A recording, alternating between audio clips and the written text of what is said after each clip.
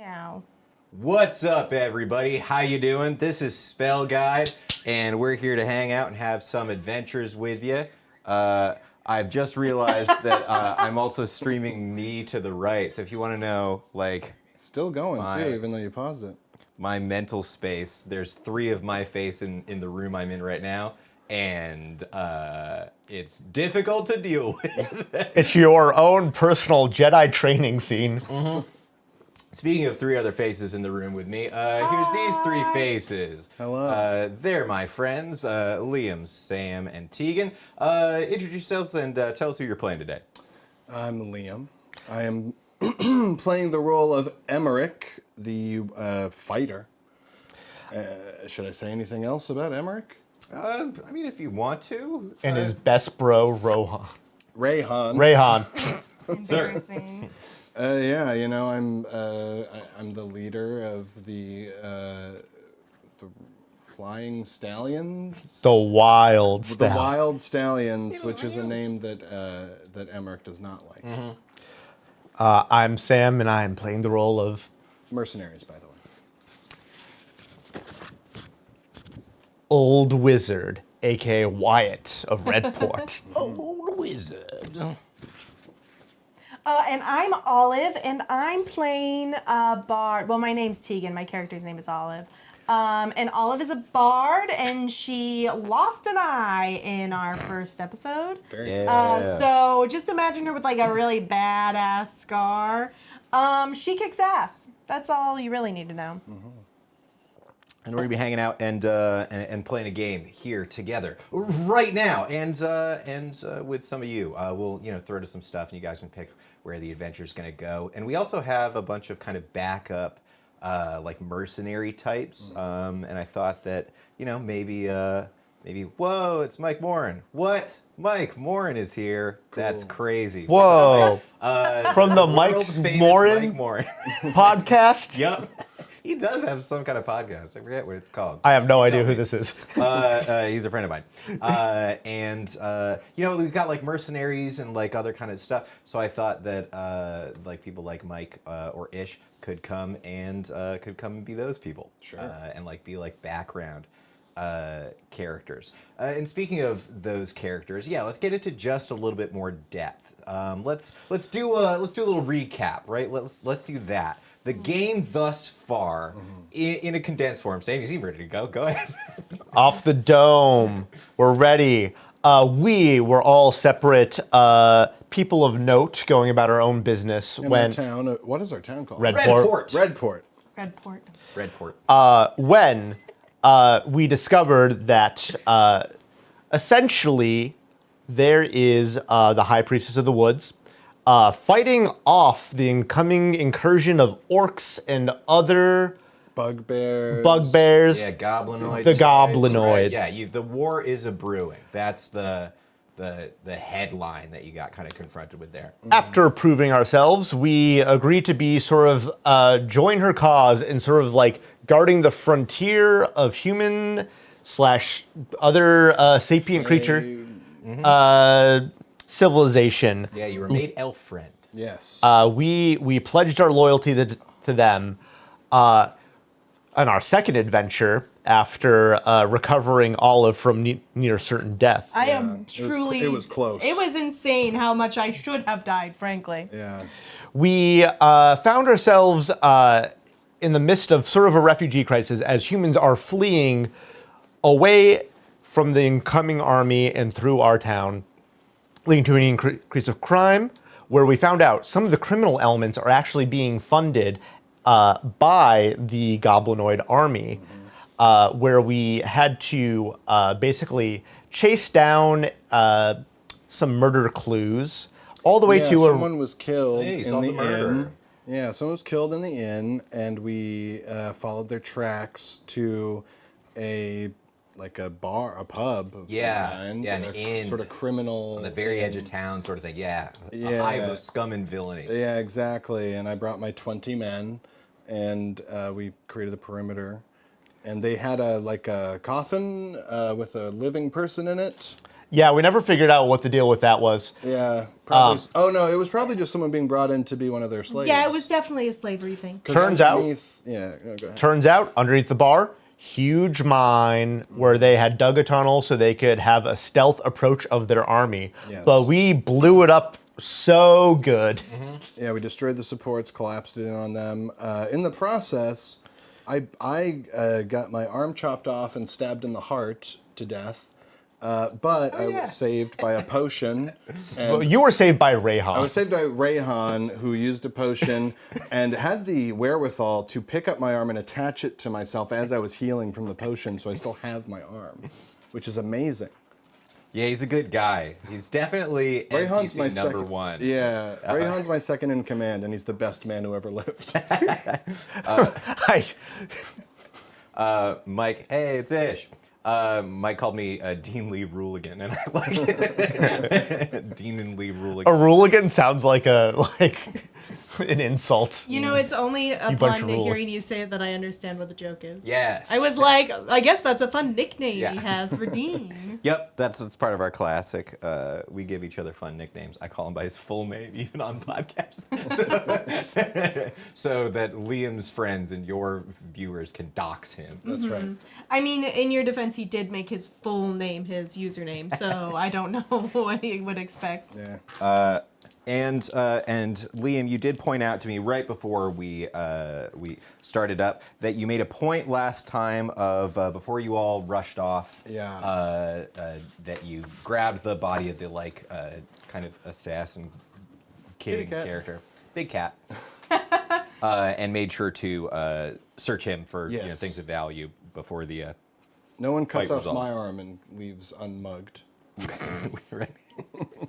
So And I I've will. always said that. Won't stop saying it. Honestly, it makes me mad. And so I will do a quick treasure table roll right now. That's not great. A 2. Well, that's a classic. You find on his body, first of all, a kind of like functional sum of gold, of 60 gold pieces. Huge. So, a good pile. Nice. And while you're also searching his body amidst all the chaos that was happening at the time, you go to search his pocket, and you reach down, and you keep reaching, and you keep reaching into his purse, and find that his bag, in fact, is a bag of holding. Yeah. Okay. So that's what you get out of there. He also has a number of like little poisons, stuff like that. So I'll say you can also manage to get out of there with a vial of poison. Oh, you know I'm taking all those blow darts. Yeah, absolutely. It was a big thing that there's blow darts. And Dean's So- behind us now. I'm behind you now, so you can get yourself a poison. I looted this. It's a prop-heavy show. It's become so. No, if you put it over there, then it's off camera. Okay, but who Give can... it back to Sam. Give it back. No, it's mine. I looted it, and Okay, here's but- my bag of holding. At least put yeah, there we go. That looks great. Beautiful. That's set dressing if I've ever seen it. And this is my orb of spell casting. Drink it, drink Roll a it, d20 see if you can drink resist it. Mike's call to drink it. Sam's trying to decide how serious. No, he says don't drink it. 18. All right, That's a manages. pretty good You roll. are tempted, but you do not. The sweet lust for death. It has that. It has. Our fans are fighting. We've lost our visual on chat. I'll do that. Uh-oh. Uh-oh. No, I won't. 18. Say your password and social security number on stream. I will. Well, let's have. We'll just finish our. So war was brewing. You make friends with the priestess of the wood. They team up. They are now elf friend. And then you like break the tunnels and stop the bugbear forces from being able to channel into your city.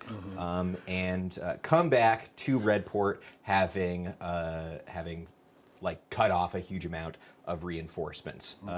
But war still is brewing. There's no question about that. Let me ask, in the downtime we've had between then and now, what do you think you've been up to? My back. I think that Emmerich has been obviously training with my men. I think I've been specifically. I think I was humbled by my. I was successfully killed. And I Oh was yeah, just brought absolutely. back. So that's pretty traumatizing, and I want to make sure that doesn't happen again. So I think specifically I've been training to deal. He was a bugbear, yes? Yes, he was. I've been training to deal with bugbears and their fighting styles and tactics. I don't want to get caught off guard by one of them again. And specifically, he was very, it seemed like he was very nimble. Yes, absolutely. They're, despite their considerable size and heft, they're very dexterous, very agile, very fast. Sam, why don't you just roll me a d6 real quick? Because amidst all this research, ages ago you wanted to do find your monster He's just expertise gone. about bugbears. 1. Deal. Oh, he's back. I'm back. It's a prop-heavy show. Yeah. Everyone knows that it's a prop-heavy show. You know what? While these are here. Sure. Are you gonna hurt yourself? Yeah, Sam has Doesn't bangles seem- now. There we go. Oh, It took me a moment to figure it out. you got it. A couple of things that you learned with your monster expertise, your own research, and some of Sam's already about their knowledge. A reputed truth that you've confirmed about bugbears. Number one, you remember this from fighting them. They have a kind of cultural thing about like keeping braids as long as they continue having victories. So like a bugbear like him had these like very long sets of braids down his back. That you will not cut your hair as long as you continue to be victorious. And should he, if he had, let's say, escaped that alive, but still all of his forces were cut off, he would have cut it as a like symbol about his people that he has failed.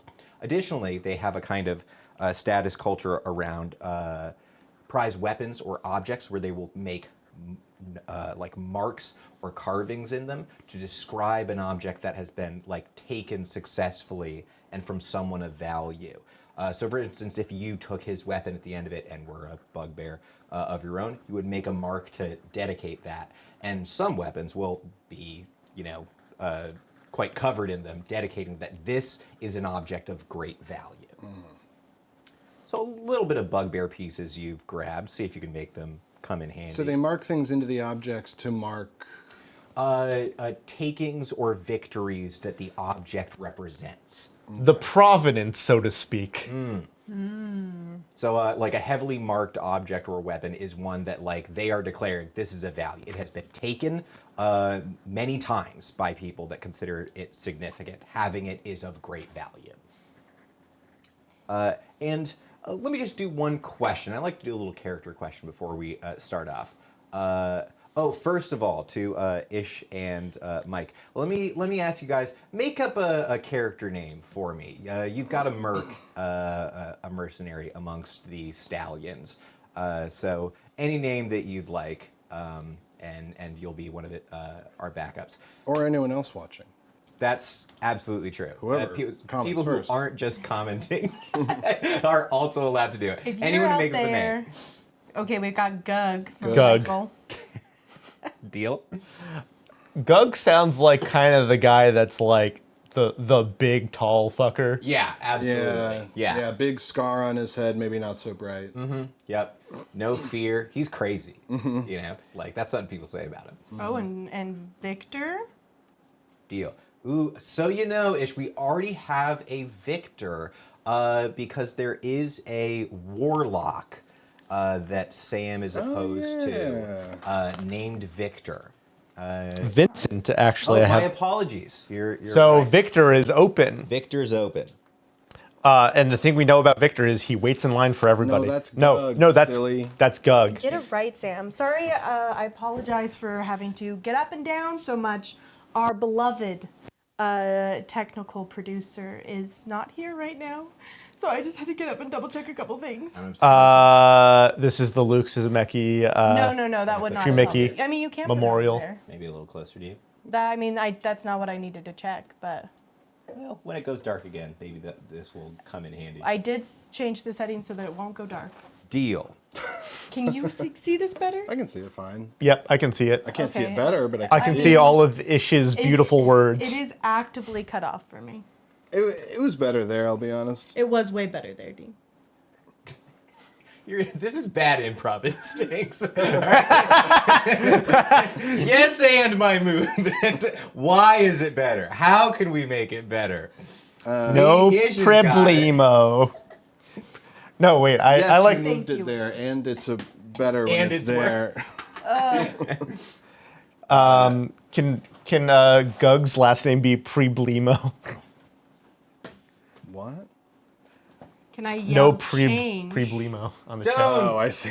They're my friends. I'll read their things. Fair You enough. focus on your fake friends. Yep, you're right. That's Gotcha, our gotcha. job. Jeez, okay. Face- fuck, I'm Dean, laser wow. focused. I'm ready. You have a character question for me. I did. The one thing I wanted to ask before we started off was just get one character question in there before we start. Like, here's a fun one. I would like to know for each of these three characters a day that you found significant. Perhaps something in an order that you're part of. I don't know if there's a love in any of these characters' past. I'd like to know any day that your character considers significant. Just in our history of Just in all- your entire history. It doesn't even need to be groundbreaking.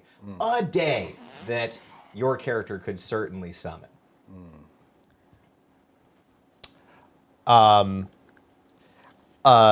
Prior to the start of his sort of recent adventures, Wyatt's primary responsibilities was essentially being an astronomer, prognosticating based off of the stars and keeping track of these things as part of his wizarding duties. I think there was one day where there was a totally unexpected, essentially solar eclipse where the sky went red for 30 minutes, and it's never happened since, and there's been no record of it. And he's been thinking about that and trying to find records and never found anything about it. Very interesting. How long ago would you guesstimate that is? I would say on the order of 10 years. Okay. And this is like something that like occupies his idle thoughts. Right. Yeah, who knows if it's magical or how so, or if it's purely astronomical, like, or what the evidence could be. Very cool. Olive, you seem to... Well, I think she has a best friend. Well, because we've sort of been going for this like Robin Hood, aka I've been going for this Robin Hood, and everyone else has been ignoring it, or actively fighting me about it. Huh? Yeah, Emmerich, I'm looking at you. You've made some choices that I haven't agreed with fully. I don't know what to tell you. Okay, mercenary. Anyways, I'm the ethical one. but I feel like she sort of has like a right hand, and I was trying to think of something that would be like similar to Little John. And I think I want to go with Pearly White, which is a middle-aged woman who's like lost all of her teeth. Right, an older woman. Older woman. Human? Elven? Probably human. I feel like has gone through a lot. Perhaps wears dentures in place of. But everyone just calls her Pearly White. And I think the significant day is like the day that they met. Ooh, I feel like there must have been like an event that sort of had them working side by side. And it was sort of like Olive saved her life and Pearly White saved Olive's life. And they've sort of just been like they've gotten to some situations together, but they've always been able to pull out on top and help enrich others Very along cool. the way. Is she also like a bard, or does she have like a home base somewhere, and while you circle around, you'll stop back in now and then? I think she has a home base. I think we have like perhaps a more foresty town that like is our home base. Gotcha. Right. So she's maybe in some spot in the woods around here, and you can stop in and visit sometimes. A sort of maternal figure for you. And M. I think that Emmerich, I think his dad was like kind of a sleazy like advisor to some minor noble, and used his influence to enrich himself and screw over people. And I think at one point when Emmerich was like maybe 14, he screwed over the wrong group of people, and some strongman fighter type was able to trace it back to him, and just showed up one day and just beat the piss out of my dad, and like took a bunch of his gold, and then like flicked me a coin, and he was like, "Remember, kid, bullies are only bullies if they're the strongest in the room." And I think I really took that to heart, and I guess it remains to be seen if I have a continued relationship with that man. Maybe I don't, but that's what I got. I get that. I have a couple of those in my like mental history of like people that were significant, but they're almost like kind of mytho figures. Too. Yeah. I might not even recognize them if I saw them. They were just like really significant that day. Yeah, like really, that marked a switch in Emmerich's life where it was like, okay, it's not all greasy wheelers and dealers who are dishonest and use subterfuge and manipulation to win. It's also, if you're just really strong, you can manage it. Beat up the people who are doing the bad things. And you've been very dedicated at becoming very strong. You've been training and practicing a lot lately. I'm now a master fighter, in fact. Absolutely. Somebody who can handle themselves with the best of the best. Who could potentially fight, say, 3 men at once, Sure. even or so, and manage to get out of it.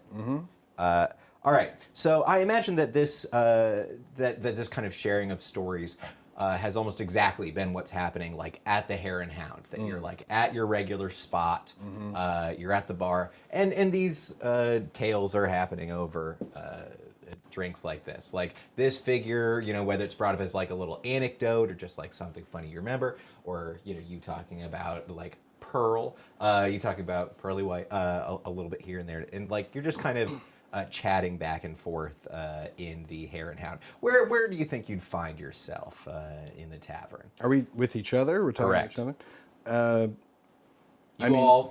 Rayhan there in the back, some of your boys, I big old Gug. want to think that I've like made everyone come because I feel like I have like a booth in the corner that I like to sit at if I'm not actively performing, and so I kind of Maybe feel a like I was VIP like, booth? no, if we're sitting together, you guys are sitting at my booth. Right. Makes sense. And I'll just open up with, oh, yeah, that really changed a lot in my life that day. What did you both say? I was thinking about what I was going to say. It's not important. Okay. No, just the greatest phenomena ever to be seen. Sure, go, Emmerich, go. Yeah, I mean, No, I already said my thing. I want to know what yours was, because the whole time you were talking, I was thinking about what I was going to say. Nope, your thing is more important. I Your dad got beat up. I do remember that day. Yeah? Yeah, weird day. Really freaked out the forest. Sounds so interesting. No, Olive, I'm really glad that you were able to help us team up with Rayhan here. Yeah, well, me and Rayhan are tight. Absolutely. Couldn't be more pleased to be here. Always pleased to be a part of the team. Rayhan, my team. I've always said that you are really... I feel like you are like the de facto leader of the Stallions. I'm certainly not the leader. I'm second in command. What? It's an important distinction. Really? They're trying to rile me up. Don't take them seriously. I see. A good-natured jest. Very good, sir and ma'am. I thought Rayhan was the leader. I mean, that's why I said de facto leader. Just like... Have you not been seeing me give orders to these people? No, I know you're the leader. I thought you were sort of like his right-hand man. Or like that it was like a in what co-parenting context could I have thing. possibly given that impression?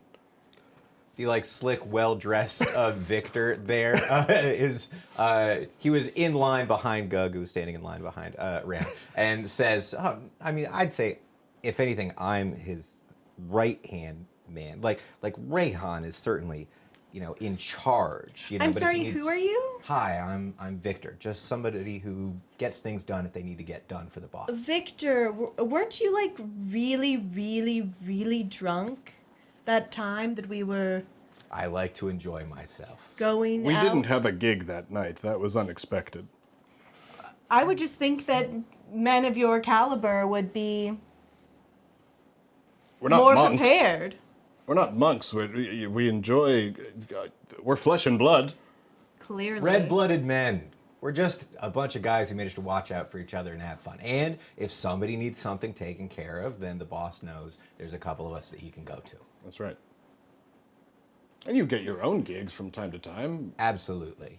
I take a little work here and there. And if there's anything you guys need done, I'd be happy to look into it. Gug, how you doing? Just like... Good. Yeah, things are all good.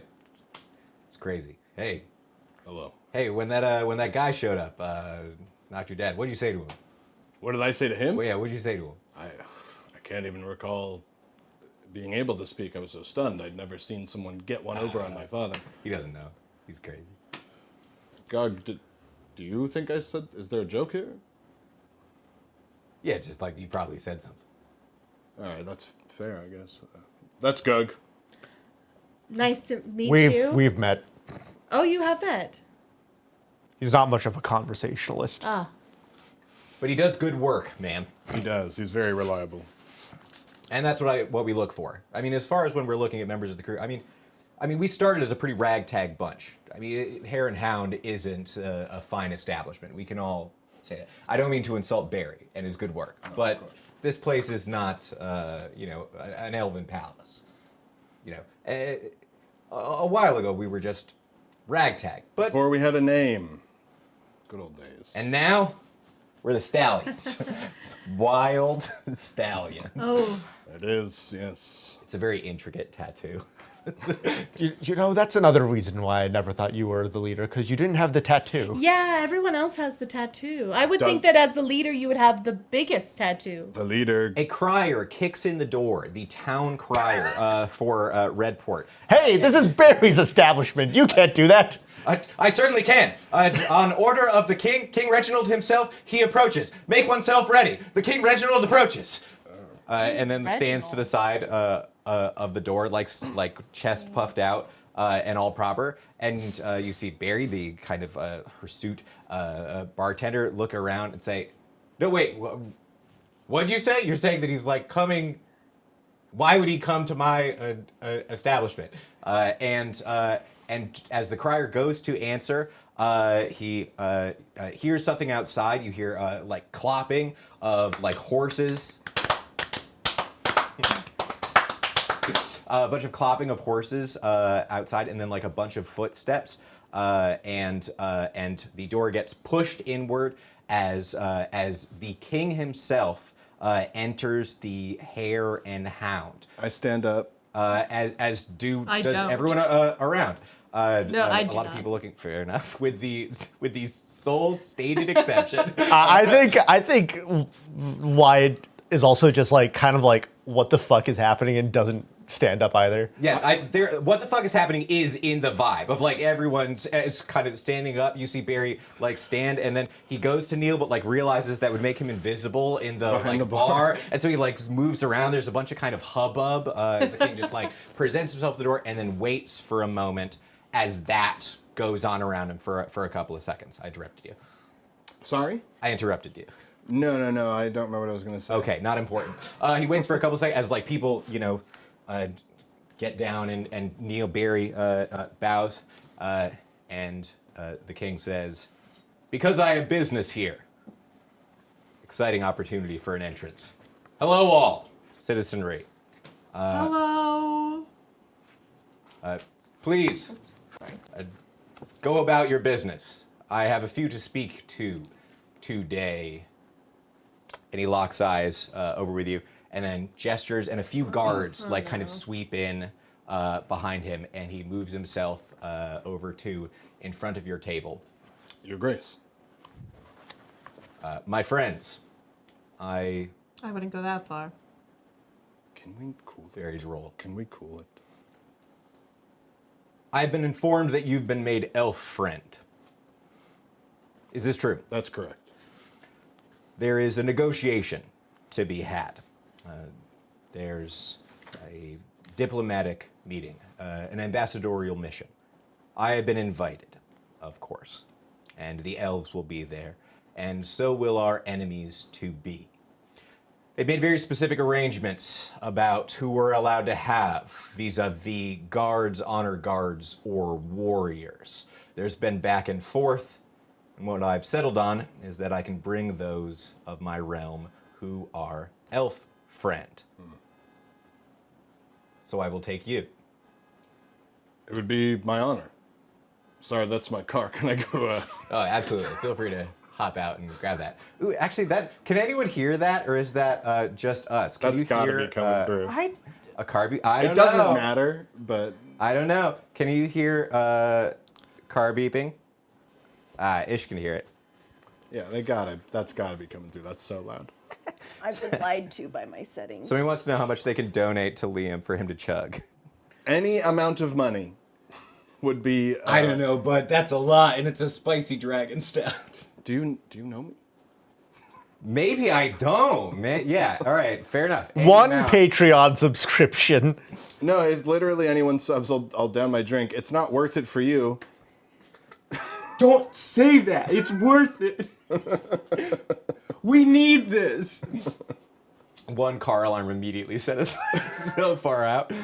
But really, he'll do anything for any amount you pay. He'll do anything. Yeah, if anyone subs, I'll do anything anyone asks. The world's cheapest assassin. You have a lore question in the chat. Yes.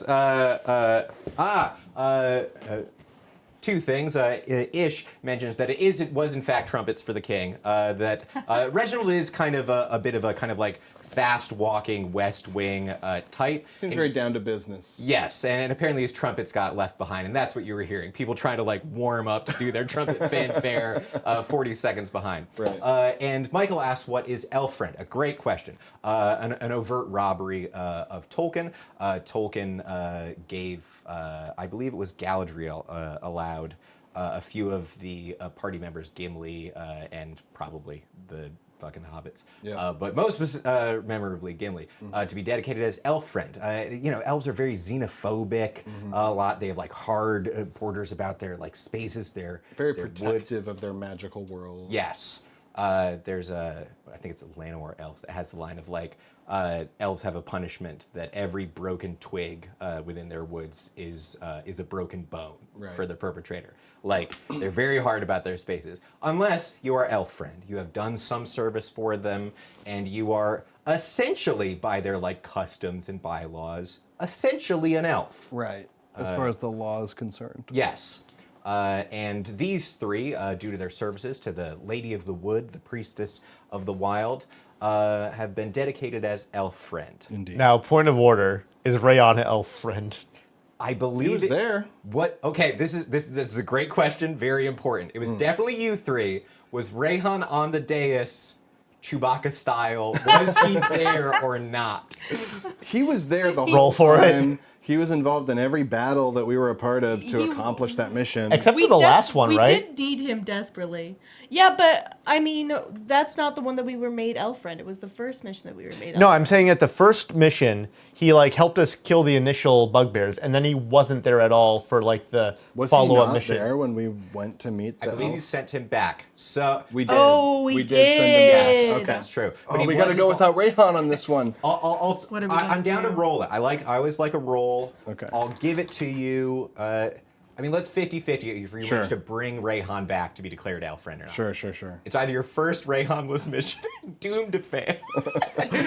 Well, the other ones haven't gone that great, That's frankly. true. 4, 5, 6. Successes. Sounds Elf. great. 3. No, I'm afraid not. Not elf friend. Unless people sub. Unless we get a sub. I cannot stress that we are not an affiliate on Twitch and therefore cannot take any monetary gain from the viewers. You Venmo me, Rayhan Get comes the- with, and I down my drink. Get all of your friends to watch, chat, and we need 25 followers. We are up several followers this episode yeah. so far. Huge. So we're only like 12 followers away, and then a couple other things. But then we're like, Then we can get all of the monetary gain we want. All right. Well, let's give them something to watch first. Absolutely. So, as it turns out, Rayhan was not declared elf friend. And Reginald says, you would therefore be exceptions to the exclusion. The only person I'm allowed to bring is a personal bodyguard, so I'll be bringing Marrow. And he does a clap, and you see, like, immediately, just from inside the door, his dedicated bodyguard, an imposing figure with, like, absolutely fucked up face, who, other possibly than, he's probably the only other master swordsman in the kingdom. Can I do one of the... Yeah, good. And like people who know how it works, I imagine there's lots of little tiny things that he's doing that makes you go like, oh, that guy can work. Yeah. Like that guy knows how to handle himself. Yeah. And dare I ask, Your Majesty, what is in it for us? I have requested it of you as members of my kingdom. What is in it for you? Yes, what is in it for us? We're Shoot in an that like extremely rare position where you are desperately in need of our services. So I think that deserves a certain amount of extra compensation. I can't believe I'm being extorted in a bar in my own kingdom. Isn't that absurd? He says, and starts to like play for the crowd a little bit. They dial up over it. Yeah. Isn't that ludicrous? Can Olive like kind of bore daggers into all these people that she knows personally, and has probably helped out most of them in various situations. We can make a. Let's do it. I think that there's a little bit of There's a charisma WWE battle. heel and facing happening right now. Yeah. It is very presentational. We'll see who wins the bar. Oh, Damn. it's me by a mile. They're almost unbeatable. 25. Unless I also would get, if I rolled a nat 20, it would also be a 25. All right, Let's deal. see. There is such little chance that this is gonna happen.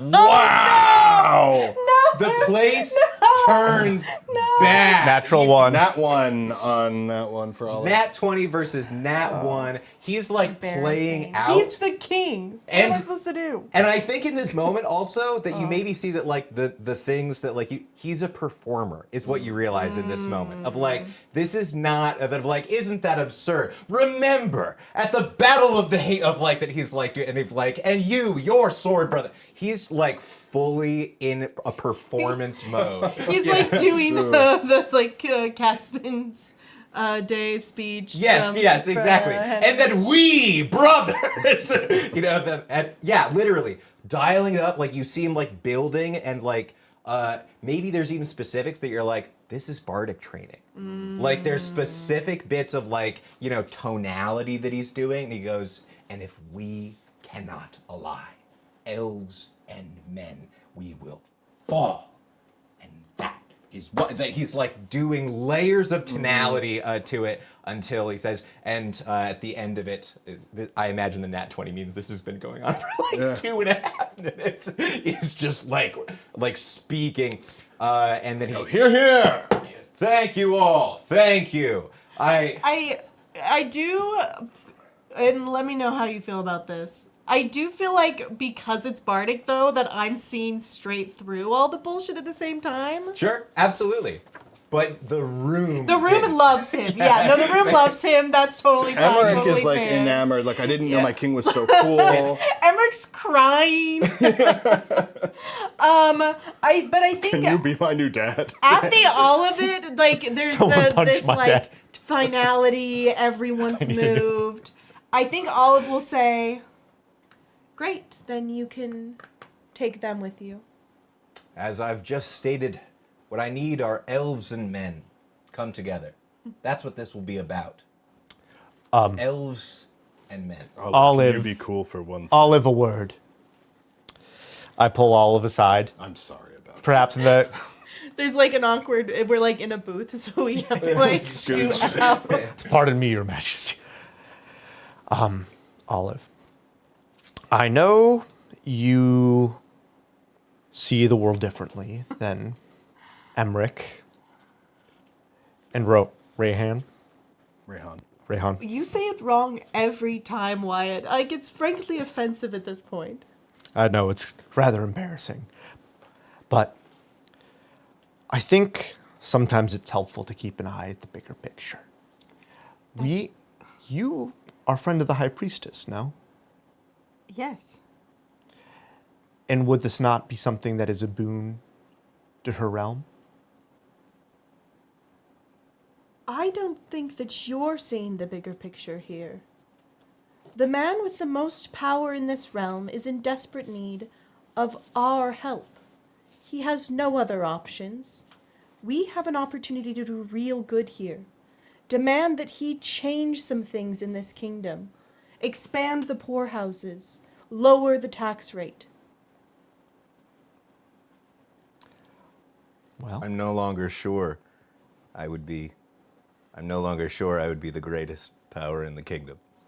He says while like continuing to do his thing. He's just speaking out of the side of his mouth to you.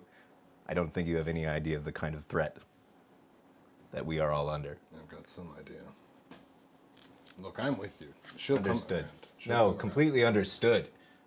What I'm requesting is that you come into the rooms of actual power, where things are done. around. Do you want to be in the room where it happens, Olive? What I want is an assurance that I will be owed a favor. Done. Then I'm in. It's just that easy. Glad to have you. A sign of the coming times. Elves and men together. And the place cheers. Hurrah! He looks back at you. To be honest, that kind of side dealing is mostly what we're in for. It's going to be cutthroat. It will be a palace. It will be nobility at their worst. And if we cannot make an actual union and a series of decisions, the odds are that we will all be crushed beneath orcish and bugbeared boots. I'll see you tomorrow morning. Do you think perhaps we could get an advance? If it's going to be fancy, I would like to get something nice to wear for the occasion, or if you have something No. that you can bring with you. That's utterly reasonable. I would pay all of you considerably for your services. Feel free to tell anyone in the kingdom that anything that you require is being done on the king's crown. They owe me a favor for any of your requisitions. Excellent. All right. Do you have some sort of stamp of approval to show for us to show them? Certainly. And he snaps over at the crier, who like comes out, and he has a little heats up a little thing, and the king stamps a signet onto like a little things, then hands you 3 little signets. Royal signet. Would you say this qualifies as a signature? Sure. Interesting. Okay. Immediately sets to voodooing his king. Oh yeah, that's right. You have that. You would find that a favor of a king like this, you'd find is roughly going to benefit to about the tune of 100 gold. Roughly. That'll change depending on the specifics, but Sure. it's the sort of thing that you could go like, I need this horse. Bing. No questions. Although I need all of your horses, like Right. the stable of horses. Bing. Would find someone probably fighting back against you. Gotcha. You've been tasked to meet there at the morrow. Is there anything you'd like to do in your remaining day?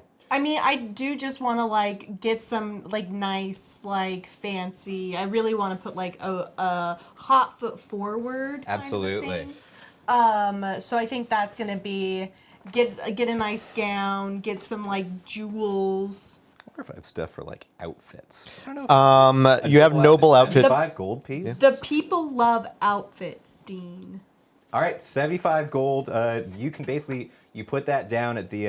I know there's a leather worker and a tailor. I assume at the tailor that there's been like some things at the window that are like 3 or 4 pieces that are really exquisite and like ready to go.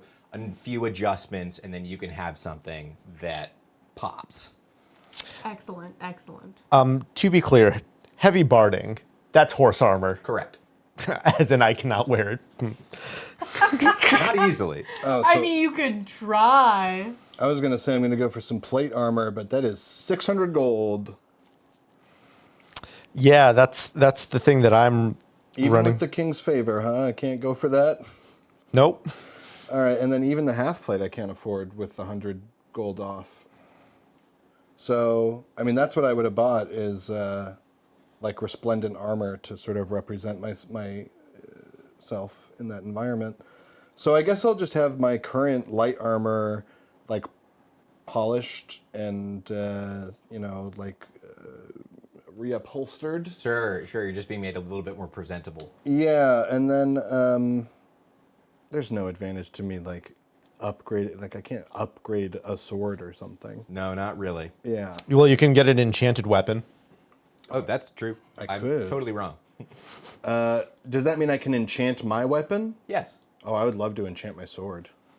There is I think Vincent there in town. Actually, I think enchantments are a thing that. Sorry.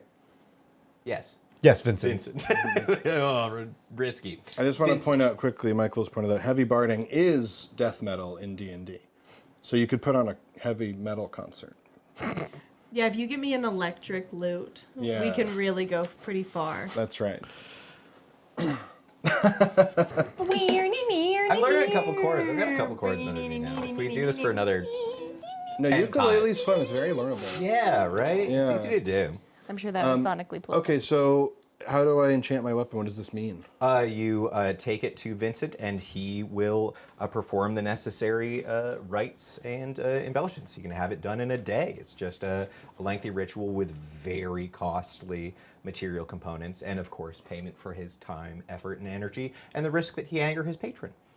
The king said you have to do this. I live to serve. Thank you. You will be going? I'll be going. I'm going to assist with the diplomatic mission. I see. As will I. Oh, really? Yes. You're going to wear that? I don't see anything wrong with it. It's perfectly fine. I don't either. Everyone else was getting better outfits, so I felt like I had to. I'm honestly uncomfortable with how polished this thing is. No, as a council mage, I consider this a sort of outfit of office, Sure. and I mean to represent our order. Fair enough. Wyatt's going to be there. Yes, very good. Okay, then. Thanks. See ya. And Emmerich, what are you doing here? Oh, I was just getting my sword enchanted.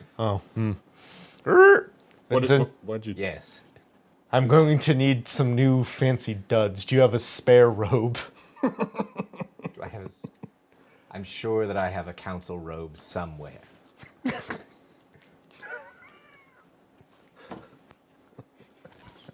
And he goes up and gets a fine set of the equivalent of a noble outfit, a very fine council robe. Says, "I will mention this to the king." What does that mean? I believe there's 25 gold pieces worth of signature. There's no change for a favor. I've done a favor for the king. You mean mention it to the king like you're going to say like the favor's been paid? Yes, Okay, great. So it's a one-time use. I will. Won't we make change for a favor? I see how it is for all our years in academia. As I recall, we didn't get on too well. And this is why. Ding, ding, ding. Out of its... Thanks. Yes, of course. I think you'll find that I do fine work. I hope you'll enjoy it. I can't wait to see it. Never had a magic sword.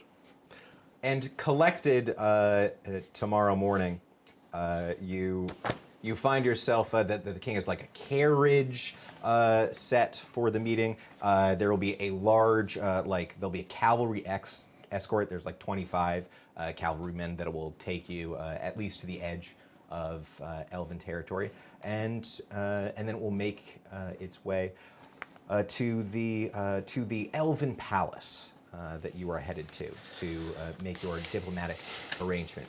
And the Elven Palace should be, let's say the Elven Palace is one of four things, let's say. An Elven Palace, an extraordinary place. It is either, number one, at the top of some enormous, incredible tree, an Okay. elven arch tree. Okay. Number two, a flying castle, old ancient magic, keeping it afloat. You know I can't do polls, right?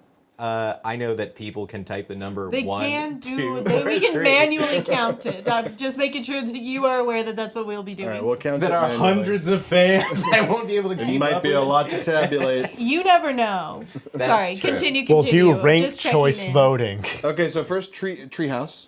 Treehouse, Super cool treehouse. flying, Flying.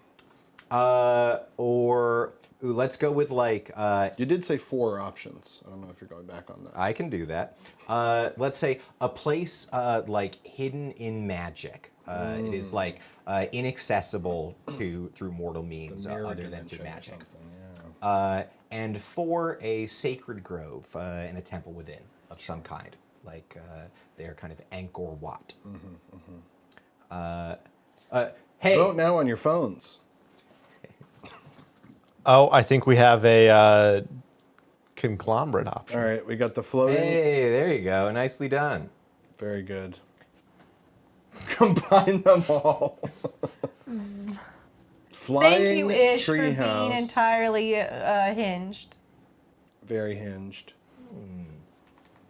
Flying treehouse hidden by magic. The sacred grove part cannot make it into that. Unless there's a sacred grove in the treehouse. Unless a tree is within A the fractal sacred tree? grove. I find this doable. I kind of like, you play Majora's Mask?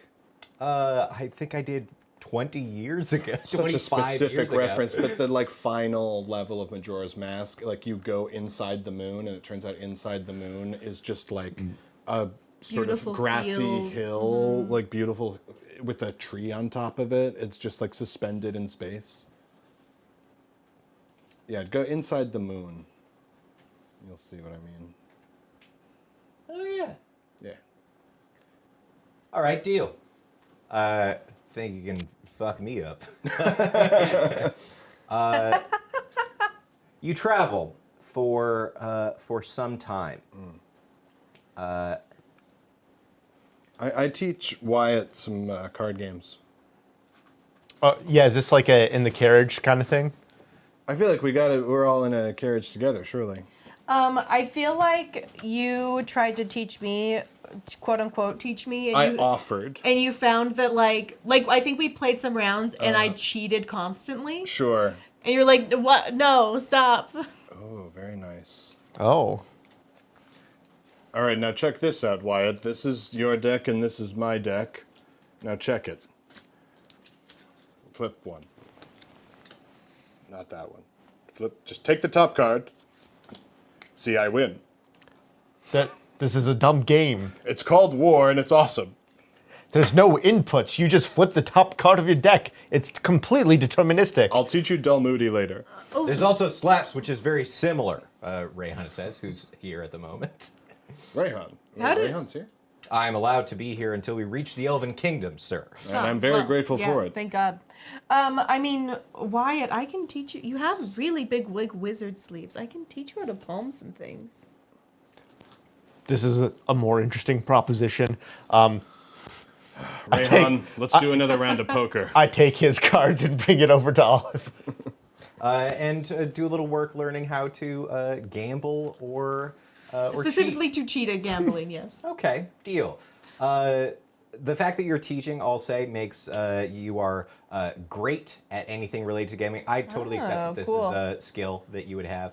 And let's say, if anything should come up related to cheating, that like one time you have the ability to like gain a few on the roll. You are Yeah. like heated up for it right now. Can I add one thing? I think, first of all, Rayhan and I think, do a little gambling, like low stakes, like 3 gold each. Can we see how that resolves real quick? Sure. Rayhan doesn't consider 3 gold low stakes. It's Whatever he 3 weeks considers later. low. Oh, yeah, that's true. Yeah, like 3 months Yeah, later. money bags. Okay, fine. 5 silver. Deal. All right, great. What do we just roll decks or something? Or High card. Oh, sure. Great. Ah, fuck.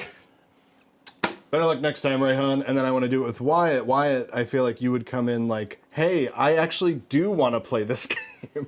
Now that you've learned how to cheat, can I suggest that? Sure. Yeah. No, I think. So, So how does this resolve now that he knows how to cheat? Oh, fair enough. All right, all right. In that there's a... He comes swaggering in. All right, here's what I'll say. Yeah. If you can make yourself a DC 10 Dex check, then you can cheat successfully, and we'll give you 2 cards to his 1. Here's what I think what Wyatt would do actually is he would take what Olive taught him and supplement it with telekinesis. Ooh. All right, tell me how. Yeah, that's interesting. This is the game. Tell me how. I need to I'm ready. reshuffle. So basically, you know, When you're shuffling. when you're shuffling, it's basically always keeping the card, but it looks totally natural. All right. And it can go in and out of his big puffy sleeves without his moving his own hands. As we all know, wizards all have big, fluffy sleeves. I mean, they Accepted. mostly do. Add a make your roll great. Add a D6 to it. Nice. Yeah, total 20. Easily done. You do manage to slide a card into your sleeve at one point. Oh my god. This it's card. All right. Here's your deck. Here's my deck. You know, I think in fiction we're playing like poker or something. This is just shorthand for it. Ooh, okay. No, we can do.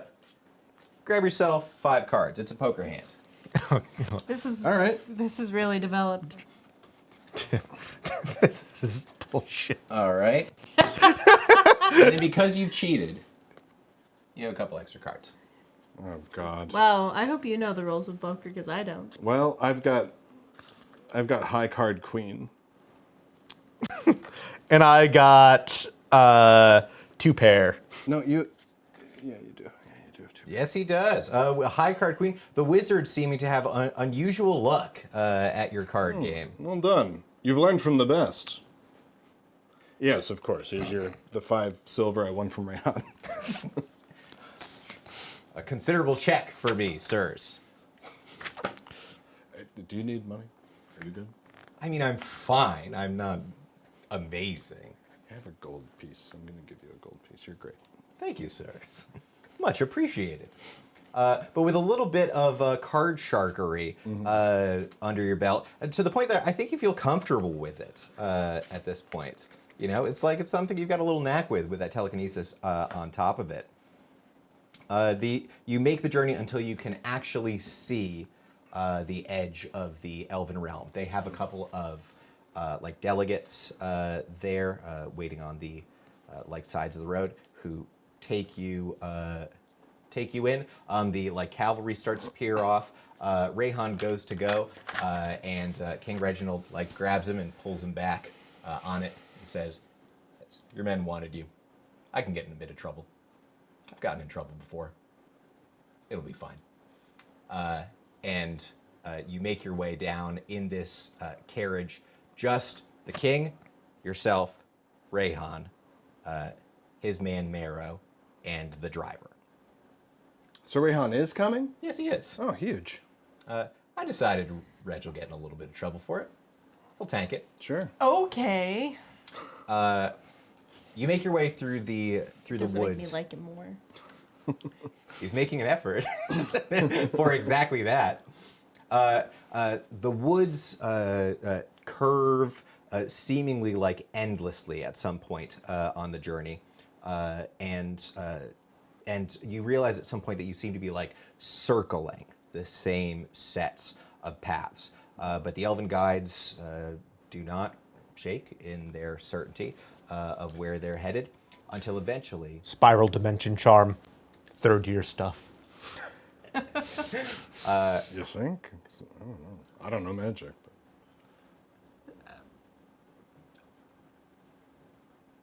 You can try and kill a bug. I was. There's some little natty thing. Yeah. They're after me. Well, moving on. It likes all our sweat. The spiral charm that you dictate finally breaks, and you see as you exit that woods just an enormous, like, untreed area, because there is a single tree that is covering every bit of sunlight that could be gotten beneath it. Beautiful. An enormous tree, I mean, perhaps half a mile high, impossibly large. Buildings set up on it, an entire kind of like stairway system built up and around it, a like verdant forest atop the tree trunks, and home-sized leaves among it. You can see that there is elven architecture within it that, due to some of its magical charms, as you get closer to it, you can see are actually just off of the trunk and tree setup below it. Perhaps something about the elves' desire to not weigh down the tree even further. So you do find yourself looking at this beautiful temple attached to the palace, atop a tree, a temple atop a tree within a sacred grove, with buildings that seem to be simply flying in place where they stand, a half a mile or so above the ground. It's too much to even fathom. Oh. Martin and Tolkien's love child and Dean rule. As you approach, King Reg says, "We'll be taking in shelter and be taking in overnight. We'll be in separate areas, as I'll be doing the majority of the legwork as far as the delegates or ambassadors are concerned." Point of order. Did you say that the goblinoids would also have representatives here, or? That's what I thought as well. The Overlord is here, or he will be. Are we not expecting foul play there? It's up to the elves to keep their kingdom safe, as far as I'm concerned. I don't expect the two of them to ally to attack us, but it'll be the Overlord himself following the same rules as I have, with extremely limited guard. I don't imagine they have any elf friend on their side. I don't imagine so. What can I do? What is my purpose here? A great question. Now that we're within it, let's get down to it. The Overlord has offered both myself and I know the elves as well an agreement to neutrality. He has offered that we could become neutral figures in a détente with the Overlord and simply allow his troops free movement. If we do so, we will be allies to his kingdom, and I'm confident that he will move through and take the elves home to pieces. You don't imagine he would attack us in that case? I imagine that both the depletion of his troops dealing with the elves and would mean that he would be in no position to attack us. Not for a generation or so. Are you planning on taking this deal? I do not wish it. I would prefer an alliance with the elves. Naturally. They are hostile towards my position that I need functional use of their land. If we're going to use our men, I need free entry into Elven territory. I need to be able to win the battle in the field, which means I need to be able to build forts. I need to be able to move and build on Elven land. If this can't be met, then neutrality is the best I can do. That seems reasonable to me. I will say, from my little exposure to the elves, I am concerned that they will find that their principles are worth losing a fight over. I would imagine they might find desecrating their land in favor of warfare to be worse than simply losing the overall war, which to me is insanity. I need you to massage people into understanding that. Your priestess of the wild will be here. She has considerable sway amongst the Elven King. She is very hard-lined about these ideas. Okay, Olive, What? I know we don't always see eye to eye. Yes. I'd like to put aside any feelings of irritation or animosity, because if we don't go in there aligned on our perspective, it's going to be an uphill battle to get anyone to agree to anything. If we're coming here as a diplomatic force, I feel that we need to be unified, and so we should have our own negotiations about what we're willing to agree to. Wyatt, you seem like you're fine with anything. And Well, don't presume. Okay, so what I'm taking it in. let me simply ask this. Would we allow the elves to build in our kingdom? Yes. To be more ingratiated in our towns and palaces? I'd have no problem with that personally. They don't want it, but I had no problem with it. You have not lived life as I have. Someone with elven heritage such as I is not always welcome in places. I know you're In the not human particularly kingdom. welcome amongst them either, however. I can understand the idea that we are fleeting creatures to them. So be it. But it's still my job to protect these people within my lifetime, however limited it is, by their perspective. What about this? I don't know if this is something they'd be interested in. Is there any land that perhaps they feel we've desecrated or taken from them for our own purposes that they might prefer to have back? Or could there possibly be a trade of land in exchange for our use of theirs, so that at least we can get close to a zero-sum game? Understood. Your priestess does have a lot of desires about expanding the wood and expanding their druidic order of control and the spaces that they have. I have respected elven borders, but she, I'm sure, could be swayed if we could give her more.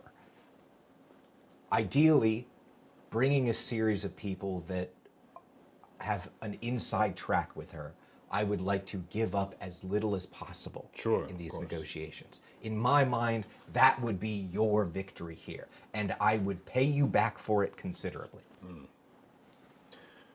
All I know is, I suppose I just have to understand how much you're willing to give in order to take. We want to honor your request and give as little as possible while getting as much in return as we can. Of course, as negotiators, that's our job. Emmerich speaks for himself. Yes. And I do give you permission to speak for me. I am willing to take your suggestion. We will, once we are inside that, we will be, there will be speed, we will begin maneuvering, and it will go on for days. 3 days, this summit is. So we'll have time to regroup and discuss amongst ourselves terms that we've been offered. Yes. All right. I will take whatever position I can that will help people the most. I am not desirous of aligning with the Overlord, but if they don't see reason, if they don't allow me to take what I need, then I'm not going to just wring my men's blood dry for their amusement. Well, then we need to start with what is the least that we are willing to offer without being insulting, and the most that we would like to request so that we have a place to negotiate from. We can't go with nothing, I agree. Yes, we need to start with something that isn't insulting but is still very small so that we can increase it as demands increase. Now, what do I know about elf culture between monster expert and then, I guess, being a studied scholar? Sure. Is there anything particular you in the vein you're looking for?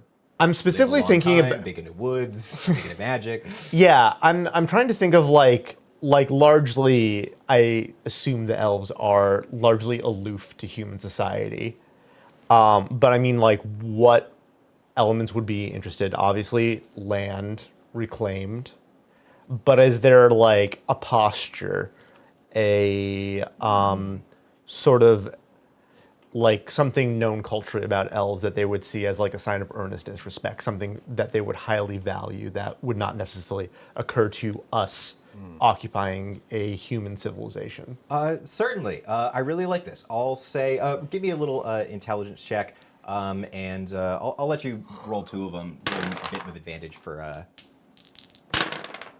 Ooh. Well, one of them's a 20 for a total of a 26. Okay, great. I'll say that that there are not just elven culture in general, but like this particular kingdom, Whitewood, as it's called, the archery having a kind of birchy appearance to it.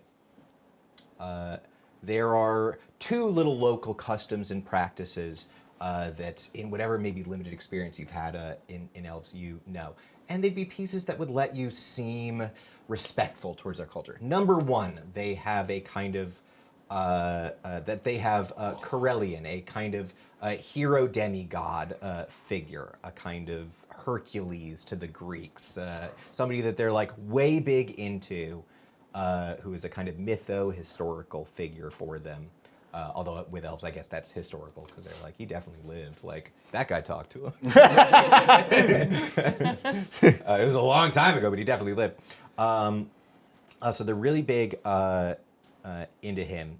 He'll like pop into their little phrases and stuff. And there is also the idea that you're supposed to make silent but visible prayers to the wood, to the god of the wood, the lady of the wood being like the interpreter for it. But it's sort of a prayer before eating sort of thing that of like a particular A little silent- just like, Yes, exactly. And we'll do, hands together, out, up, of like, you house us, above, below. Just a little silent, but it's a showing of respect. first, I think I condescendingly explained this to everybody. Sure. And then I'm like, of course, I'm sure you half know this. And I think you get your first chance as you exit the carriage. You've been winding your way up this like seemingly endless staircase until finally you make your way into the bough of this enormous tree, where a great elven lodge stands in front of you. Different buildings around different trunks about you. You find that there is opulence, I think, everywhere. And as you step out of the carriage, that you maybe like nod to the person, and you just are the first one to do the little oh, thank God for being here. And you do your little sign, and you do see some of the people involved. You maybe get the little it's the Zhao Ma moment where you see the guys going, oh. I copy him. I Maudine. see him do it. I just I quickly just try to do my best impression of what he just did, because you told me. Yeah, us. I showed, explained. You showed. Okay, then I'm not just doing an off the cuff impression of it. You are brought inside, and some of the dignitaries move out. You're introduced to a number of people. You see that there's a gathering of significant nobles all around, and one of them that comes straight for you as you're being shown away towards your apartments, the places that you'll be sleeping. A figure comes along with you. The elven court mage, you can see from his Oh, hell yeah. outfit, who comes in, makes his way towards you as you're being shown towards your apartments. Could I come with, perhaps? Of course. Well met. Well met. Finian. Emmerich. Pleasure to meet you. Likewise. Wyatt of Redport. Wyatt, yes, the council member for the mages in Redport. Yes. And he takes a look back and towards Vincent, who is also there, next to the king, and Fidian, the elven court mage, says, "One of 2 now. You're multiplying like rabbits, you council members." Well, I've spent more time delegating to the duties of the current diplomatic matters. Of course. Thus, I've had to relinquish some of my responsibilities to a lesser mage. I agree with you, and Olive, an absolute pleasure. He likes you better than Vincent. It's a pleasure. It's been a while. You look well. Thank you very much. How's your time at Candlekeep? I've been away from it for far too long. I'm getting rather homesick. I feel much the same. I spent a few summers at Candlekeep. I can hardly keep myself away. Well, hopefully next time you're there and I'm there, we can see each other. That would be fabulous. Let's make certain it's so. And how is Pearl, by the way? Oh, well, she just sent me a letter and she is getting into some shenanigans with me not there, which I'm jealous of, frankly. Who's Pearl? As he as he closes the door, as you've been like showing the apartment, just literally that chatter as the servant like finishes showing you around a very opulent set of apartments. You all have your own little wing of 4 rooms near each other, and in the common area shared between them, just as you're finishing up your Pearl story, couldn't be more excited about it. And he closes the door and says, "I made up a dossier of information for you." Oh, perfect.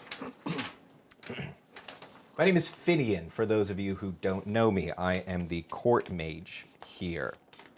Oh no, this is so. This is.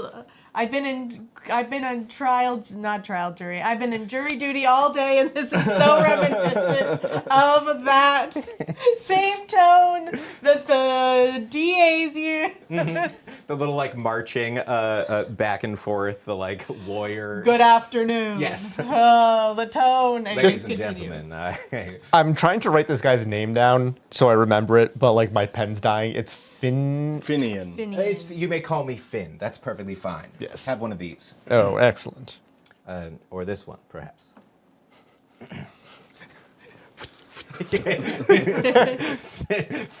This is his favorite magic He's got like trick. a padded like breast pocket that's just full of feathers. Ah, the Finian. I've read your treatise on teleportation. Thank you. It is my speciality. And any other time but now, I would be excited to speak to you about it unlimitedly. How many centaurs are lodged here? 20. Got it. Got it. Let me make sure Emmerich? that's true. No. Yes. Look, I'm just wondering. Wow, look at that. I was Goes just, to that page in his dossier. And I have information on their leader, and they're should it be relevant. famously egalitarian in their recruitment and ranks. Yes, that's so. It's incredible. It's incredible. Just curious. They do training rounds early in the morning if you wish to see them. Got it. Got I it. would love to get to any relevant information, Yes. Embrink. That is relevant. I want to know who we might be fighting with if things go south. Right. And centaurs are very strong creatures. Fighting with. Yes. I make one comment and you really just hyper. Anyways, Finian, I would love to hear the information you've prepared for us. He puts out a dossier. Maybe I should have 3, and maybe I will in a moment. Oh. There are 5 primary power players you'll be dealing with. I hope that I can shepherd you through this, as I consider the 3 of you to be the unexpected elements that we can put at play here. To be blunt about it, there are 5 players that I consider to have enough sway in these matters to actually affect the diplomatic arrangements that we will be dealing with. First is, of course, your king, Reginald. I've written down his goals there as I've foreseen them as the desire to move through and build on elven land. This would obviously have immediate benefits in the battle. There's no disagreement about that. But I'm also sure that as fast as human kingdoms grow, that would see great booms towards his kingdom for many years to come. I've also written who is opposed towards these ideas. Of course, the Elven King will be none too pleased about them, but most specifically your priestess of the wild, who is also here, just downstairs within the temples, is fervently opposed to it. You could sway her, perhaps she could sway the king. I'll leave that to you. There's, of course, the Elven King Leodin. He is concerned with the permanent good of this realm, seen in a very long light to you humans. When your children and your children and your children's children have passed, he will still be considered for the results of the choices he will make here today. It can make him seem quite cruel by a human perspective. That is not his goal. He's concerned with the permanent sanctity of his realm. Sure. His desire that he has made clear to your king, which we will continue to push for, is for human troops to engage with the overlords. He does not wish to allow fortifications to be built on his land. It is his prerogative that human lives should be more or less sacrificed for the good of our kingdom. I can't say I find that absurd, but I do understand that it is seen as undesirable. We also have your council member, who represents the entirety of the council. They have a lot of sway around these kingdoms, so I have written Vincent here. Victor. No, it's Vincent. Oh, but it just says Victor on the page. I see, I apologize. I must have been thinking about someone else. I should have known that he was scheming this whole time. What would he even be scheming about? Yes, he has made many visits over to our courts. The fox in the hen house. And finally, of course, I suppose we have the Overlord himself, who is dangling a neutrality agreement between the elves and the humans equally, trying to get one to capitulate so that he can crush the other. He has offered this neutrality agreement to us elves as well. He could move through our lands and attack Redport and claim its resources as his own. Well, naturally, the best outcome for all of us is we ally against him. And Agreed. Of course, concessions will have to be made. That is the arrangement that I want as well. I have also written down, to be blunt and to be completely open with my desires, myself on this list. I have considerable sway with the king.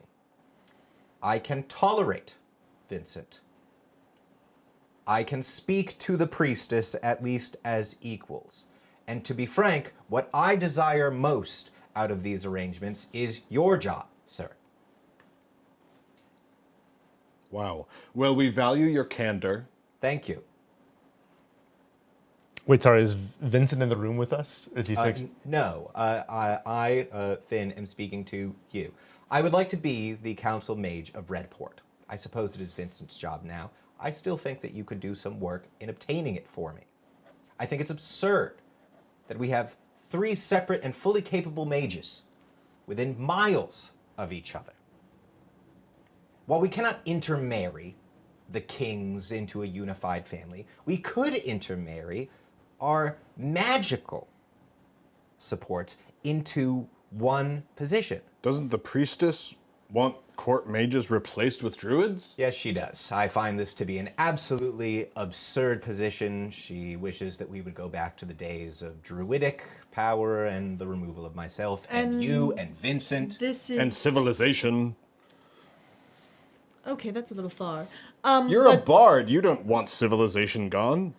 I don't want it gone. I'm just saying that if druids had more power, it's not going to get rid of civilization all of this. And It regardless... would get rid of me and therefore go. This is why she opposes what you would like. Correct? She opposes you becoming Reginald's mage because she wants a druid in that position. Yes. Correct?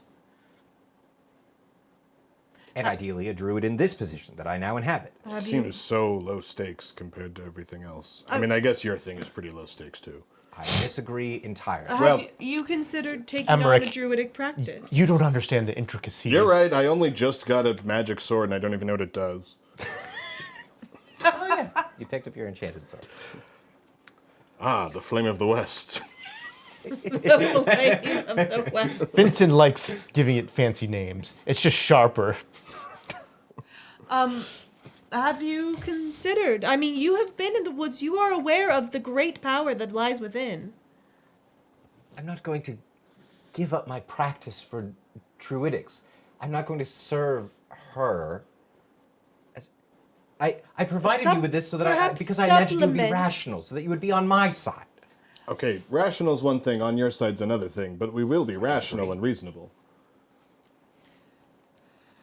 Look, I'm getting hot under the collar. The point of this is, this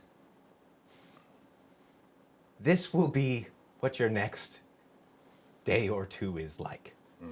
Things will get decided in back rooms like this, where people make arrangements, decide what they can and cannot make happen.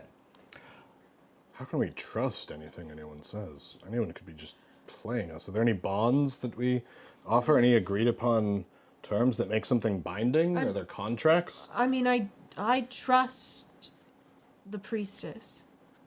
I trust the priestess to be true to her word. I trust the priestess, and I trust the court mage. Agreed. And I trust the king, our king. I think I would also speak for King Leodin. His reign is long enough that any subterfuge would be... it's not something that he would engage in. I guess it's really the overlord, and we're planning on fucking him over anyway. Frankly, I think that we could talk to the priestess. I think she would much prefer having an elf in that position than she would Vincent, who Wyatt. kind of gives me the creeps, frankly. Yeah, if we could screw over the overlord and Vincent, I would consider this entire situation a But he did success. give you a cool sword, though. Yeah, but Wyatt could have done that, Could he? Could you have? I assume. give It's all the same stuff. I just think if we both have the priestess and Finian speaking in the king's ear on our behalf, he is more likely to give Reginald more what he wants, correct? Agreed. So we should speak to her. Finian, you are wise. Wise even for one of your years. Thank you. I am only getting acquainted with the inner politics of Whitewood. However, suppose that you did become the mage, the court mage of Redport. Would you see it fit, or rather, would you see it acceptable to be an equal to the druids that might come up? I would find that perfectly acceptable. As long as my position is secondary to the king as the mage of the court, I am happy. So maybe there's a mage of the court and a druid of the court, and I mean, representative government is all the rage.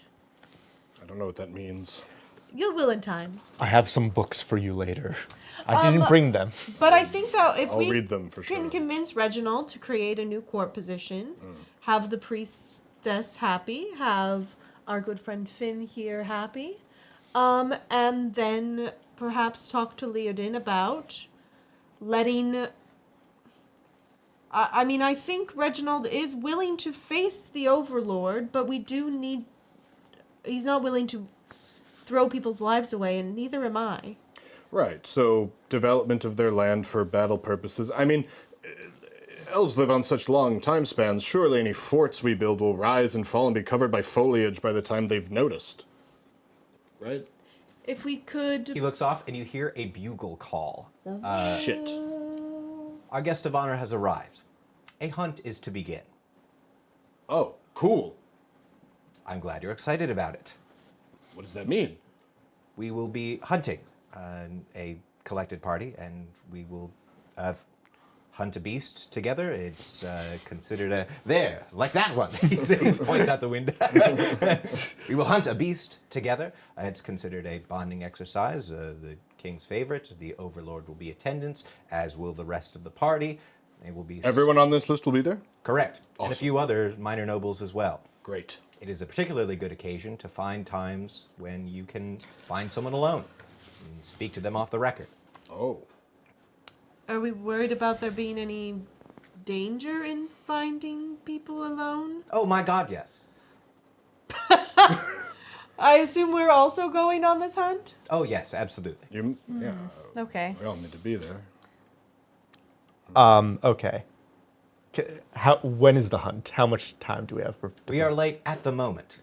Feels like maybe a good time to take a quick break. Yes, I think I agree. It's 9 o'clock on the dime. on the dot already. 9 o'clock on the dot. That's exactly when the hunt starts. Shit, I need to... Actually, I got all my stuff. Sharpen your weapons. Bows will be provided for you. We will meet you at the base of this tower. He hands you a map where the party will gather. Wonderful. And if you're... what? What? It's haunted. A person. Here, hold on. You I- can move there. It's so bright.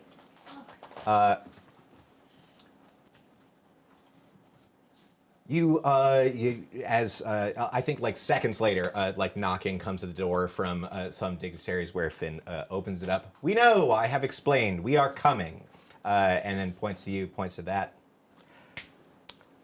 Presumably, I don't have my 20-man ability. You do not right now. That's no. fine. That's No, diplomatic There's a- missions, the foil. You have your one-man ability. fine. Right. That's plenty. Can I say that I prepared ahead of time, for lack of a better term, a bullshit document? That's basically just saying, like, by signing here, I agree to enter in sort of a preliminary negotiation with blah, blah, blah. Certainly. Okay. Now, and the other thing that I would like to do is quickly grab my compatriots before, Finn, if we might have a moment. You think you like see them getting out? There are like elves at the base of this thing, start to like hand out bows. You just see like the like flood around King Leodin as he starts to arrive with his own group and honor guard. King Reg below. You can hear like shaking. You can hear little voices below. Yeah. I really don't want to be late. Real quick. We're here. Real quick. Imagine this scenario.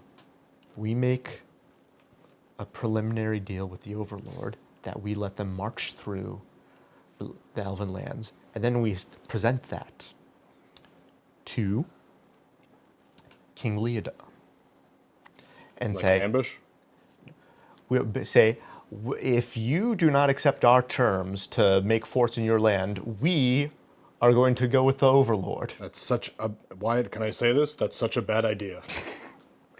I think of it as a hard negotiation Let's tactic. maybe Okay, save so that there's for like hard a plan negotiation and then there's D hostility. Or E, perhaps F. I think we should go out there and tell them that we're declaring tariffs on all goods for everyone, just in all directions. Because we're tough negotiators. Is that what you're saying, Wyatt? First off, that's just a tax on our own population. And with a beating of wings you hear outside, you hear a leathery beating of great wings. That means the Overlord has arrived. With the true guest of honor here, you make your way downstairs to what will be the hunt, and the realm's fates on your tongues and shoulders. Great. The hunt will begin right when we get back. We're gonna eat some pizza for a second. We'll be right See back. ya in a second, my boys. Can't eat pizza with my fun bracers.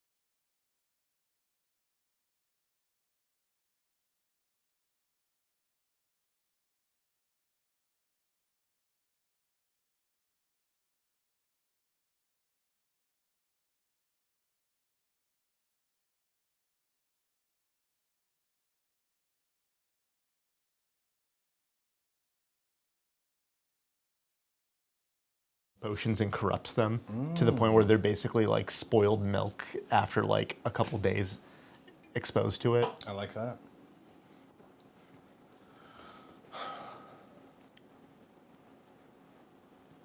Oh, I need to put my mic back on. Oh, that no. would probably help. All right, we can go No. after that. Welcome back from break, everybody. We're here again in these chairs, ready to hunt with an elf king, a human king, and the overlord. And all their people. And they all walk into a bar. They kind of do. Yeah, you've got big bosses all gathering together, and you guys who've got to manipulate them into doing exactly what you want. It's like Survivor, a show that both myself and Ishmael and Mike like a lot. You guys ever watch any Survivor? Anyone else? No, like me? I mean, I just not- did. I just did an online version, basically, of Survivor. I have not seen it in years. Like, I would watch it with my family when it was primetime television kind of a thing, but I have seen, Well, like 20 years ago, like a really long time. yeah. Cool. I watched it with my family when it was airing then too. I watched several I saw the seasons with my Dropout family. parody of Survivor. And I just did an online, like over Discord, my speedrunning friends did a Survivor-ish elimination game. I got eliminated kind of early. Wow. If I can ask just briefly, what's the base? So like you just can't be like voting for each other constantly. What's the like meat? What's the Yeah, so it's 24 hours, sometimes 48, of a challenge that we all participate in, and we all submit our answers to whatever challenge by that deadline, and then you get like immunity if you do the best, you get an extra vote if you do second, third best, and then if you do the very worst, if you're in the bottom three, you get X's. X's are penalties. You get enough, you get a penalty. And then the next 24 hours are the voting round. And so you're talking to people, making alliances and stuff. It was a lot of fun, but I was unfortunately on the outside of the major alliance that went the distance. So once I was no longer useful, I was expelled. Sure. I dig the idea of mixing like of having your basic challenge be like super fast, super hard video game play. Of like that's the challenge of like speedrun something, you know? Yeah. Well, they're speedrunning friends, but there was no speedrunning involved. There was things like, you know, the whole game is X themed. So it was like find a sign in the world with the most X's on it and you win. Or I like my idea better. Yeah, me too. Anyway. I do too, Dean. Yeah, it's kind of cool. yeah, that sounds great. Speaking of kind of cool, as you Fuck. to the base of this tree, within this elvish arch tree, you see great leathery wings, great beating like 25-foot wide wings as an enormous wyvern descends onto the base of it. As do four more of its kind, two on each side.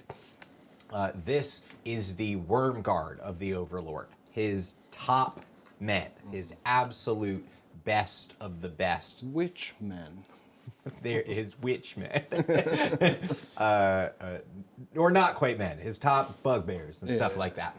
Bugman. The Overlord steps out, and there is definitely a moment of tension all around as, you know, like, just a ways on, there is, you know, like King Reginald and King Leodin and the, like, Priest of the Wild standing there with her staff and Finian just a bit ahead of you, like nodding and bowing about as the Overlord, a enormous orcish warlord, in some ways slightly mirrors you with a terrible scar and a kind of glass-seed eye. I think that he has. I should have this on a thing. I saw something today. Entertain the people while Dean searches. A raven flies down to me, and it's got a bit of parchment. You open it up. Oh, it's from Gug. Gug wrote a poem for us. Oh, I didn't know he wrote poetry. With friend and foe we march to the battle plain, some to seek success, others to seek fame. We play with honor for the love of this game, and with armor or without, we We'll toil in vain so that someday, someone, somewhere will remember our name. Isn't that nice? That's from Gug. Wow. I didn't know he could do that. I have some notes. Didn't know he I'll could tell read. them later. This guy shows up. A figure that I like the idea that has like kind of a considerable amount of why am I describing an image Like that trophies? you're looking at? Yes, but it's kind of a medium ground to me between like warlord. Certainly, warlord conqueror is in the outfit, but there's also just a little bit of shaman in there. He's kind of doing the like king and priest combined role Husky. that leadership often requires of one to at least imitate the dual role and stuff. He dismounts and then looks towards all of you assembled. He bows slightly towards King Reginald. He does so. King Leadon as well, and makes a sign at the priestess, and flashes a very toothy smile, and then holds up and takes a series of little boxes, and then one like large kind of like a big wine or something like that, and approaches the collective party. Says, "Well met. I'm glad we could be here, gathered together, so we can speak openly. I have gifts for the human king, a gift of blood mead. Don't worry, there's no actual blood in it. Just honeyed wine and some cherries to give it a bit of spice. And for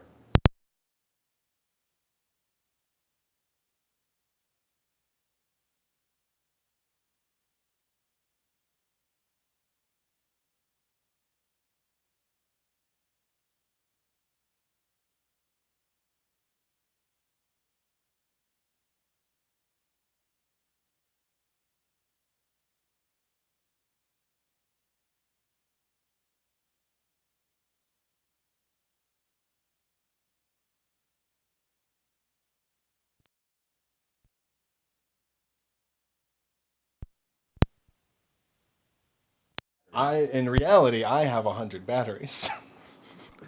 Yeah, if I could get another battery over here for this one receiver. Oh, nope, they're both receivers need batteries. I was gonna ask chat when they.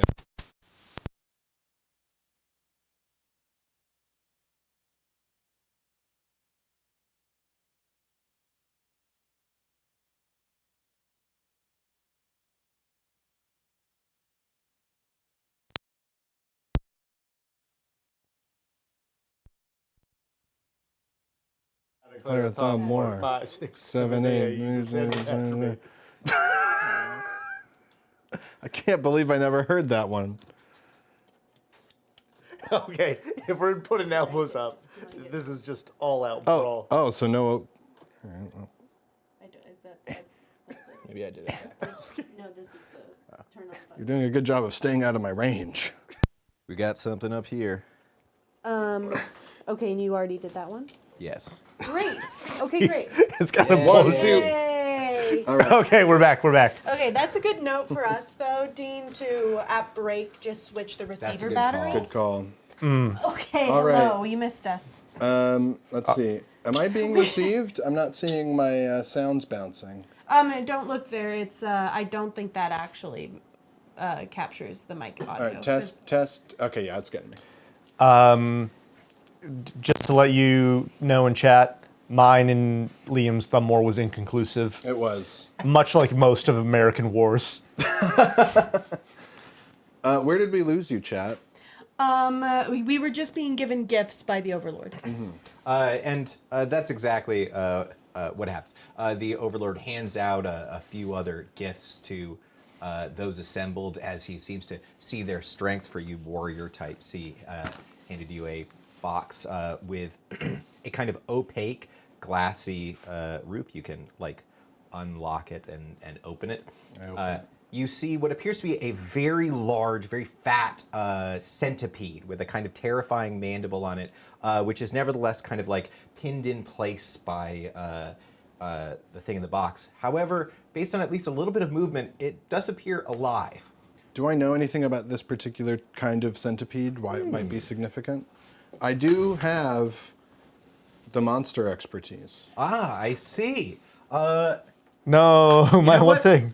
Totally accepted. My yes, whole thing. you do. Amongst his people, there is a pain ritual that warriors can undergo, which, if one does, makes them kind of immediately like our closest role. Like it makes you a sword-holding, voting warrior member of his group. It makes one an elite immediately. All right, so I see this, I know what it is, and I say, and I place my sword arm in there. If, just to be clear, if you do this, it is a pain ritual for a reason. It will be pain like a bullet ant. It is going to shoot through you and debilitate you for at least an hour. Like, it's going to demolish you. All right. No matter what? I can't just tank it if I roll well? Well, you can tank it in a sense, like the amount that you handle it will certainly be a roll thing. Okay, right, I gotcha. But the experience will still be a body full of fire for an hour. I think he gave it to me, I know what it means. I'm a tough guy. Deal. Okay, absolutely. I think he's like starting to explain it to like those gathered, you know, a little bit. He's like, well, it might seem ferocious amongst our kind. And like while that's happening, you're like, I'm Coyote Peterson. All right. I'm about to enter. It bites you and fire shoots throughout. Stinging, nauseating, burning pain. Give me a Constitution roll. On a 20, I'll let you be what I'd call like samurai full of pain, like mode of like it's tight and honorable, seeming and respectful. On a 15, I'll say that you don't embarrass yourself in any particular way. You know, you aren't like peeing yourself or anything like that, but you know, it's terrible. It's unbelievable. It's like nothing you've ever felt. It's okay, great.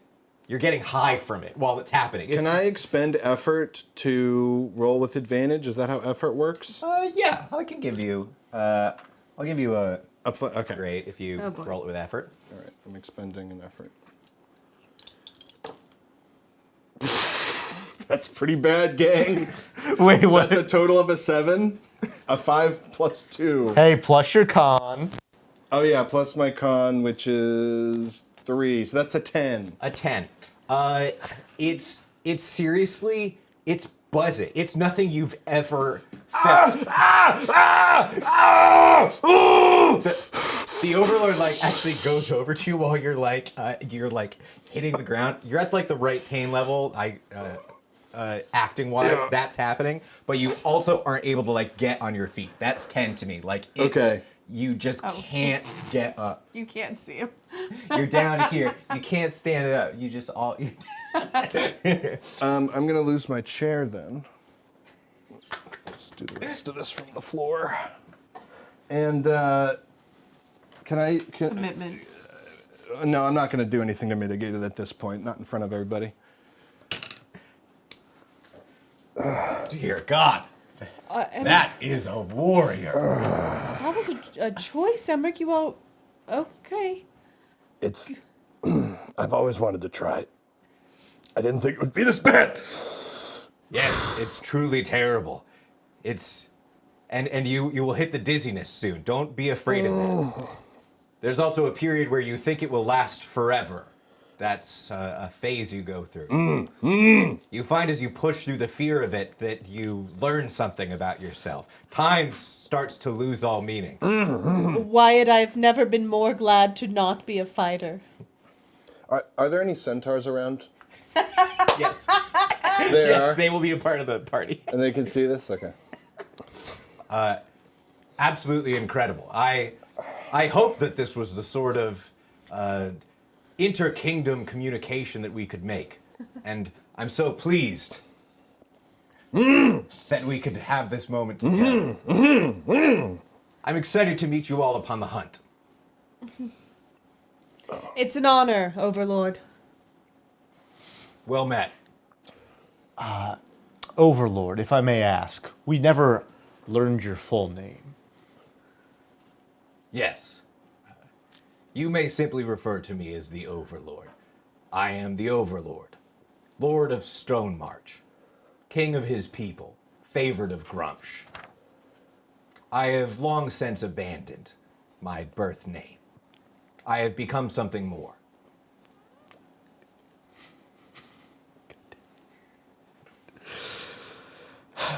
I hope that you don't, that does not displease you, wizard.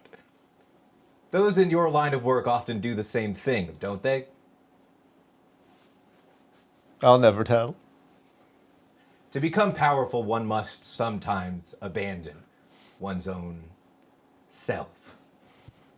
And then he does again his sort of like, it's a learned smile that he is engaged in. No, I'm fine. Oh, I'm fine. Rayhan is just like standing by you and like rubbing. No, Rayhan, it's fine. Don't, not in front of the centaur. Rayhan, do we need to put him out of his misery? I have no idea. I've never seen anything. I don't know about that. Good. I'm fine. I have a dagger. I would fetch a cart for the man. He'll find that more tolerable throughout the hunt. Oh, don't be hard on yourself. It takes the best of us down.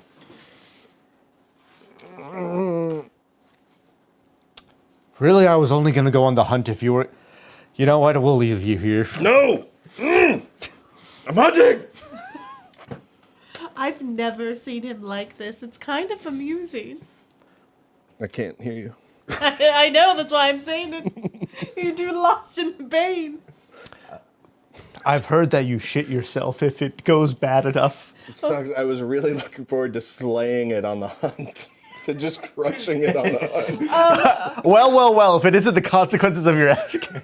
Ooh, let me. Oh, Emmerich, are you sure? I can always take up the crossbow for you. I'm fine. Do you want me to hunt for you? No. Are you sure? All right, everyone. Emmerich wants us to wait until he feels better to hunt. We're teasing. I try to punch him. You succeed to whatever degree. you I think I can just swat him away. Yeah. Stop. I'm fine. King Reginald, I think, presents himself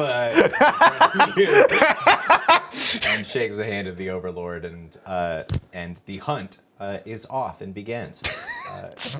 You head your way down through the forest. Okay, wait, but what am I doing? Am I in a cart? They present a cart or a centaur. The other option, I think, would be Which Rayhan, I think, could kind do of the like. centaur? What does a centaur look like? How hot? How hot?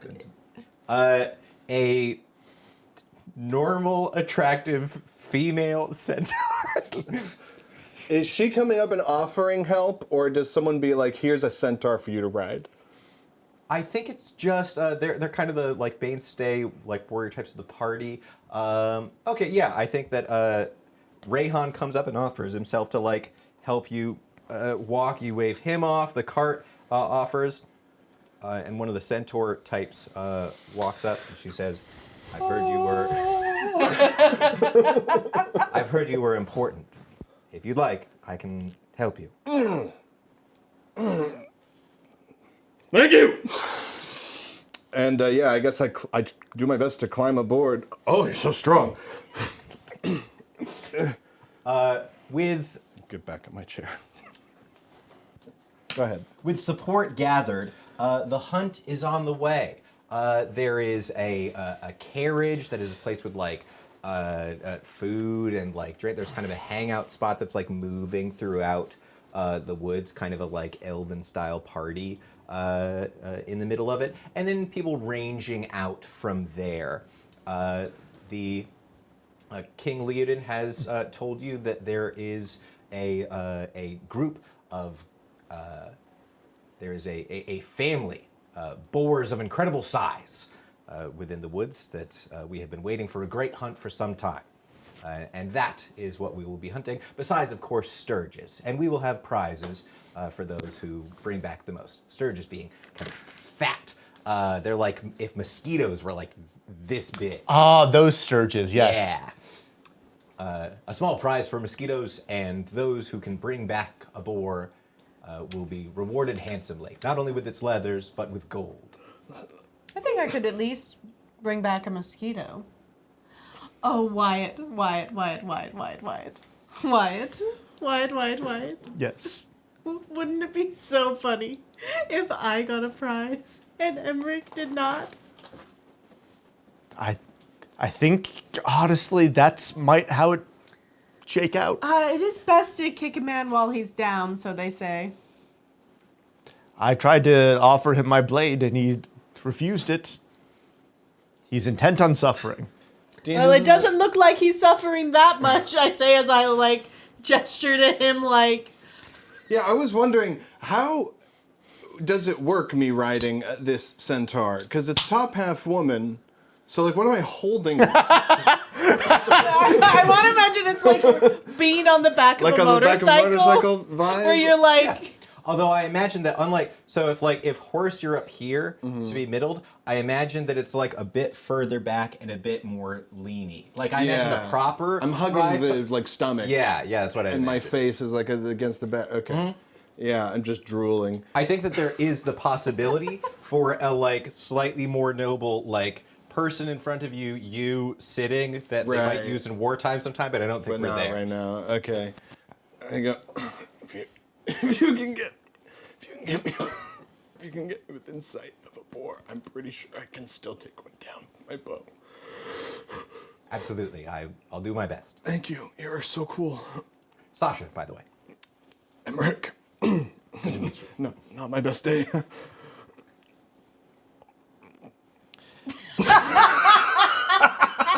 The silence is palpable. Incredible. So This is a real like monkey paw for Emmerich, huh? He finally gets to ride a centaur. I finally get to meet one of these beautiful centaurs. What's her name again? Sasha. Sasha. Gotta write that down. Sasha the centaur. Just like an Attack on Titan. yeah, she's shooting around on a rappel. So you have the hunt. You see everyone is around somewhere, and I think you already see it happening, so to speak. That you see like King Leodin and King Reginald like march off together for a bit, and once you see them like in the deep brush, just like bows down, and they're just like talking. I would love to, like, go with the priest. Like, I was about to- immediately. I was gonna say, Olive, do you want to go talk to the priest? You turn to say this to Olive, and she's already gone. You see her marching out. She finds you coming up the way with a bow, and I think actually she might already be taking aim at something, and fires off, and you see a sturge take off. It's been some time since I was hunting. Hello. Can I drag the sturge back telekinetically? Sure, you can give it a shot. Just a regular Yeah, a intelligence. little spell attack. I think just like between all the woods and stuff, it's mostly just getting a line of sight on it. I was hoping we could join you. 11. Nah, I don't think. I think you rip something back, and it's just like a bit of tree branch that you like thought was it. You can still hear some buzzing. Yes, let's get down to business. How are you? I'm excited and perturbed. I think that there's a real chance that we can make something happen in the next few days. On the other hand, I feel confident that Leodin is going to bend towards your human king, and I am displeased with this idea. Well, I'm hoping that we can perhaps find a balance where everyone can at least be as happy as they can be with this kind of a deal. I hope so too. I'm displeased that your king brought 2 different council mages. Personally, you and I got along acceptably, but I made my dislike of the council clear, and your follow-up is considerably more dislikable. Yes, Vincent has that effect on people. Oh, we do have something that we're hoping to bring to the king, but I wanted to get your ear on it first. We understand it can be difficult accommodating our king's request, especially given your land. However, we would not want to be remiss to leave you without something to ease the pain. We understand that the Druids have long been out of favor, in favor of these court maidens. Yes, your position used to belong to us. We have some machinations to restore the Druids at least to an equal position of the court. That way you both would have the king's ear. And are equally represented in power. I think for too long, the people have seen the forest as separate from one of themselves. And I have always felt like the lands are binding together. As too should we all be bound together. And of course, as someone as cunning and powerful as you, I have no doubt you can make more of that position than is initially offered, given time. But obviously, we need these things to be set this way just to get everyone on board. An equal druidic position, a court druid put in, but not the removal of the court mages. Yes. Charisma check. And I would like to add, if we could remove the current court mage and replace him with one of our own. Well, I more not- specifically, I had my dear friend Finn in mind. All right, well, you just met him today. I was going to say my dear friend Finwa. This Our is dear besides the point. I've read many of his essays, frankly, so I feel like I know him quite well. To have an elf such as Finian along with a court druid would increase the power of the elves tenfold in the human lands than it's been. Now I shall roll my charisma check. Point. 19! Oh, yeah, Plus 5. baby. 24. I think she doesn't even kick back. One can't expect to get everything we want. Today, a court druid. And your rather intolerable Vincent removed. I find this completely acceptable. You wish me to push my sway towards Leoden for your King Reginald to be able to build his fortifications and the like. Yes, I think the human king is willing to sacrifice his people, but not in such a slaughter kind of way. He wants to protect as best as he can, and I think at the end of the day, those fortifications will benefit both of our kinds. Plus, with your bending the king's ear a little more, the human king, I mean, my bending perhaps included, I think we could have some sway of exactly where these fortifications go. I know there is some land in the forest that is not as livable. We could take care of 2 problems with one. You have my vote. I find this an acceptable compromise. As long as your king signs off on it and is willing to say so to me himself, I will have him swear to me. I think we can arrange that meeting. Very well. Tell him to find me in these woods at some point, or in the feast afterwards. I will. And I want to try and shoot a sturgeon. A sturge. A sturge. I'm imagining the fish. perfectly Okay, to I'll end be the so scene. honest. Bzzz, through the air, a defense of 13 as it's a bit of cover. Ooh, 15 plus 5.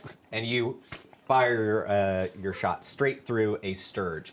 A bit of greenish ichor sprays out the side onto a tree, and the creature drops dead.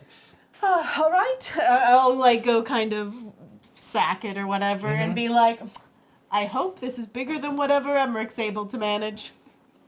As they come back to the center, there's a bit of hey bub at the like carriage where it's centered. You hang that like sturge up, and whatever kind of master of ceremony is engaging things takes like a little like gives you a little like a favor thing, like a little little sigil with a little.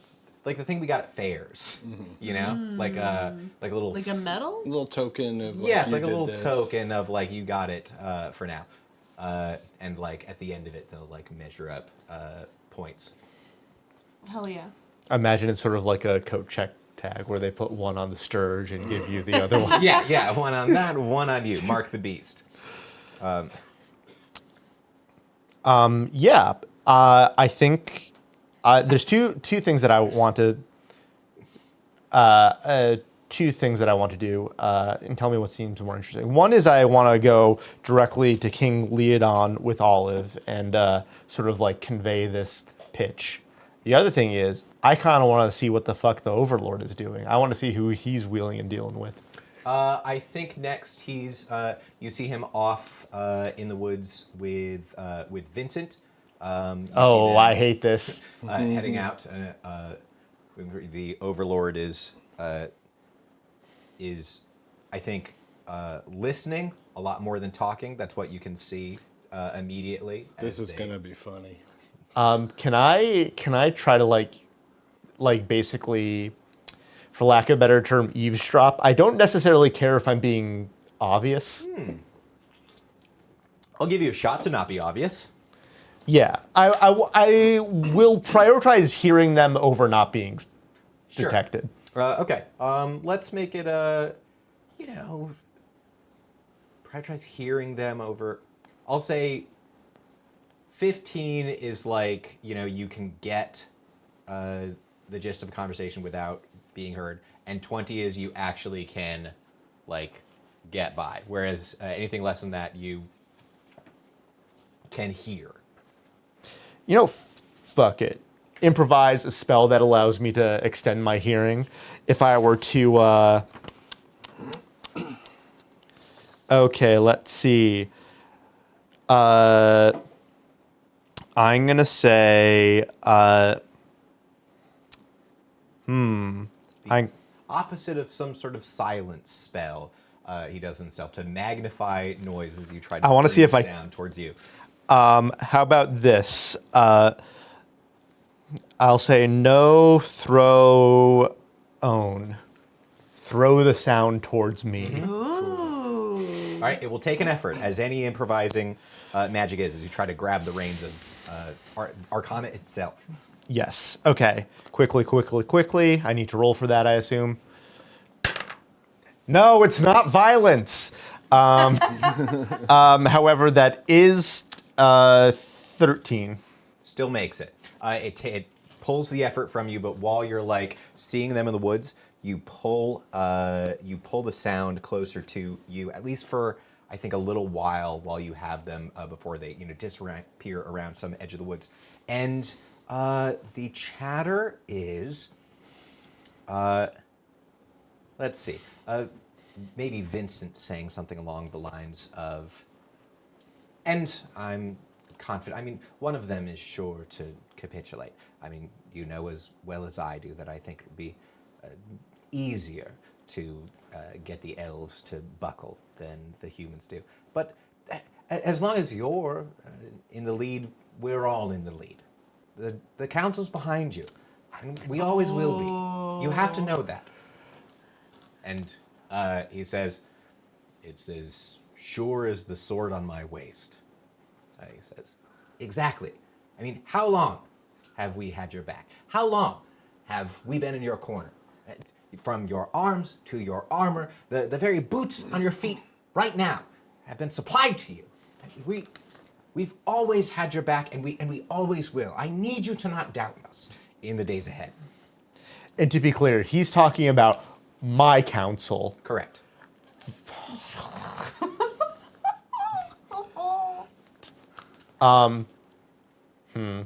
What you gonna do, bud? Okay.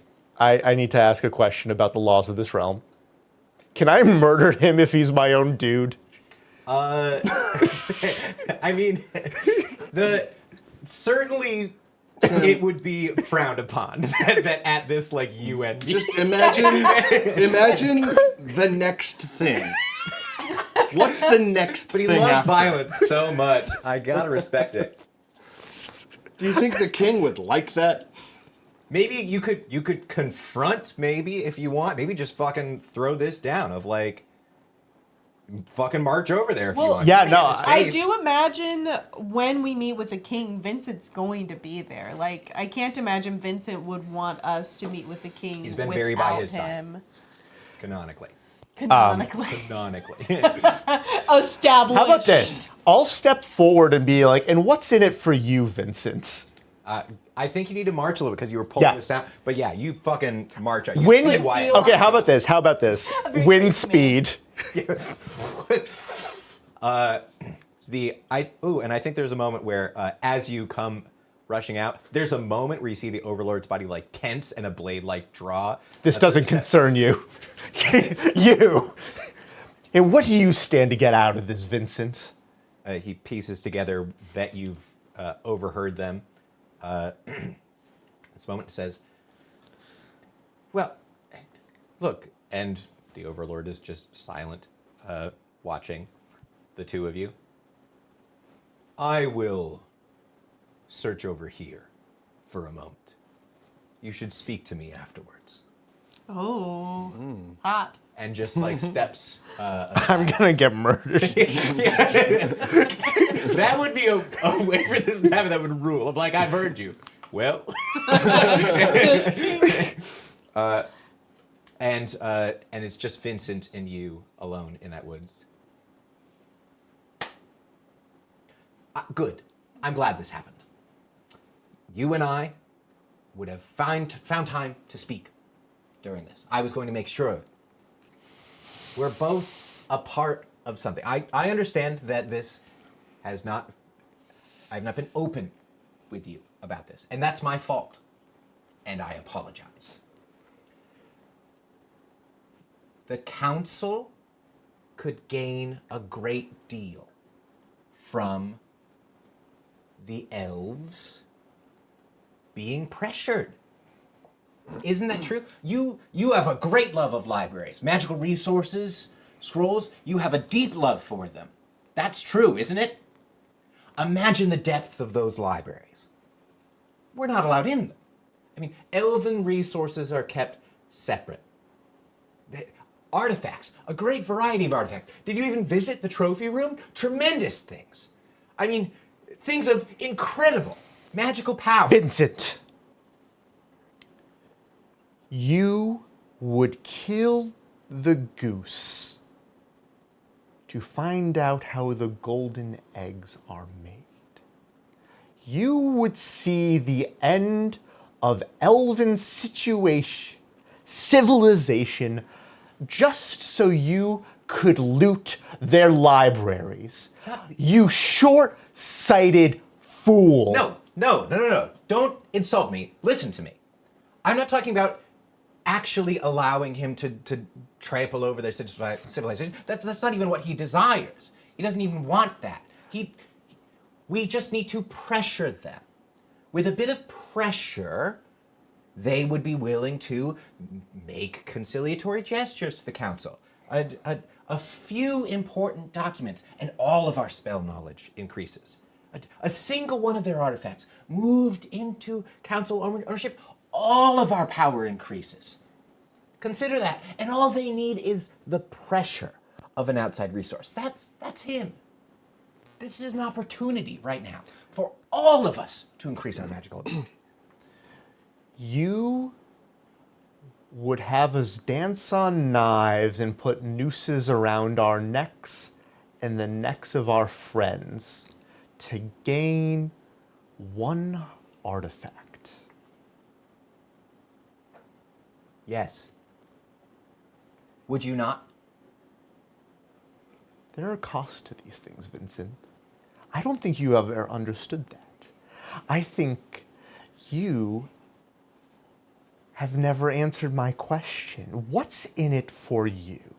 And I think I know that. You just want the power. I see your aims now. None of this matters to you. You just care on working your way up to the top of the council. You don't care what breaks as you scramble and climb. And if you think I'm alone in that, you should think about that again. You should think about what happens when you go home to that place and you have cut the ladder down beneath our efforts to rise. You think about that.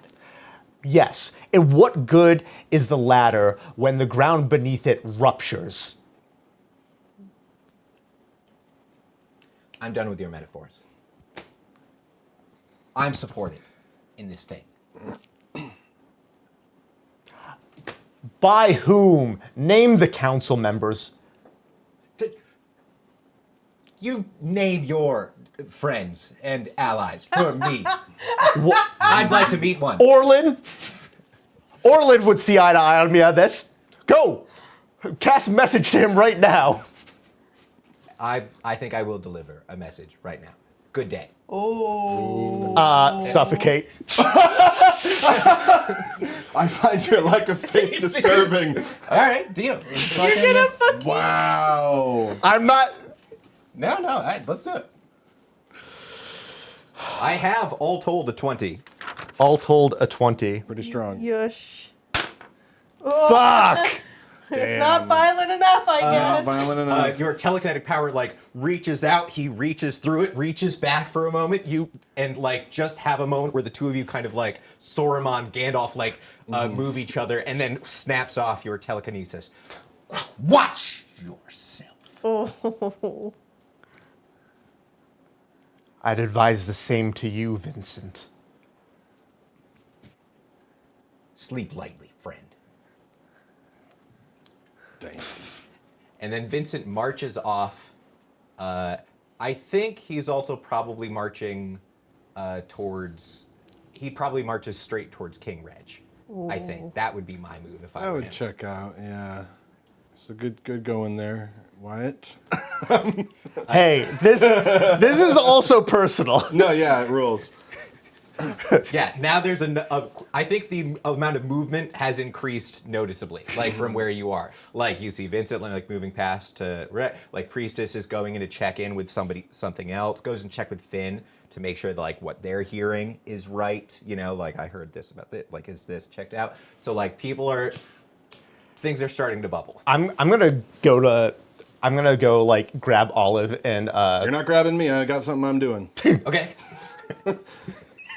Okay, so I'm deep in pain, and then I go, in my head, I go, all right, the time is right. So plan. I have an antidote. I have the ability plan, which lets me, once per adventure, just decide that I planned for this.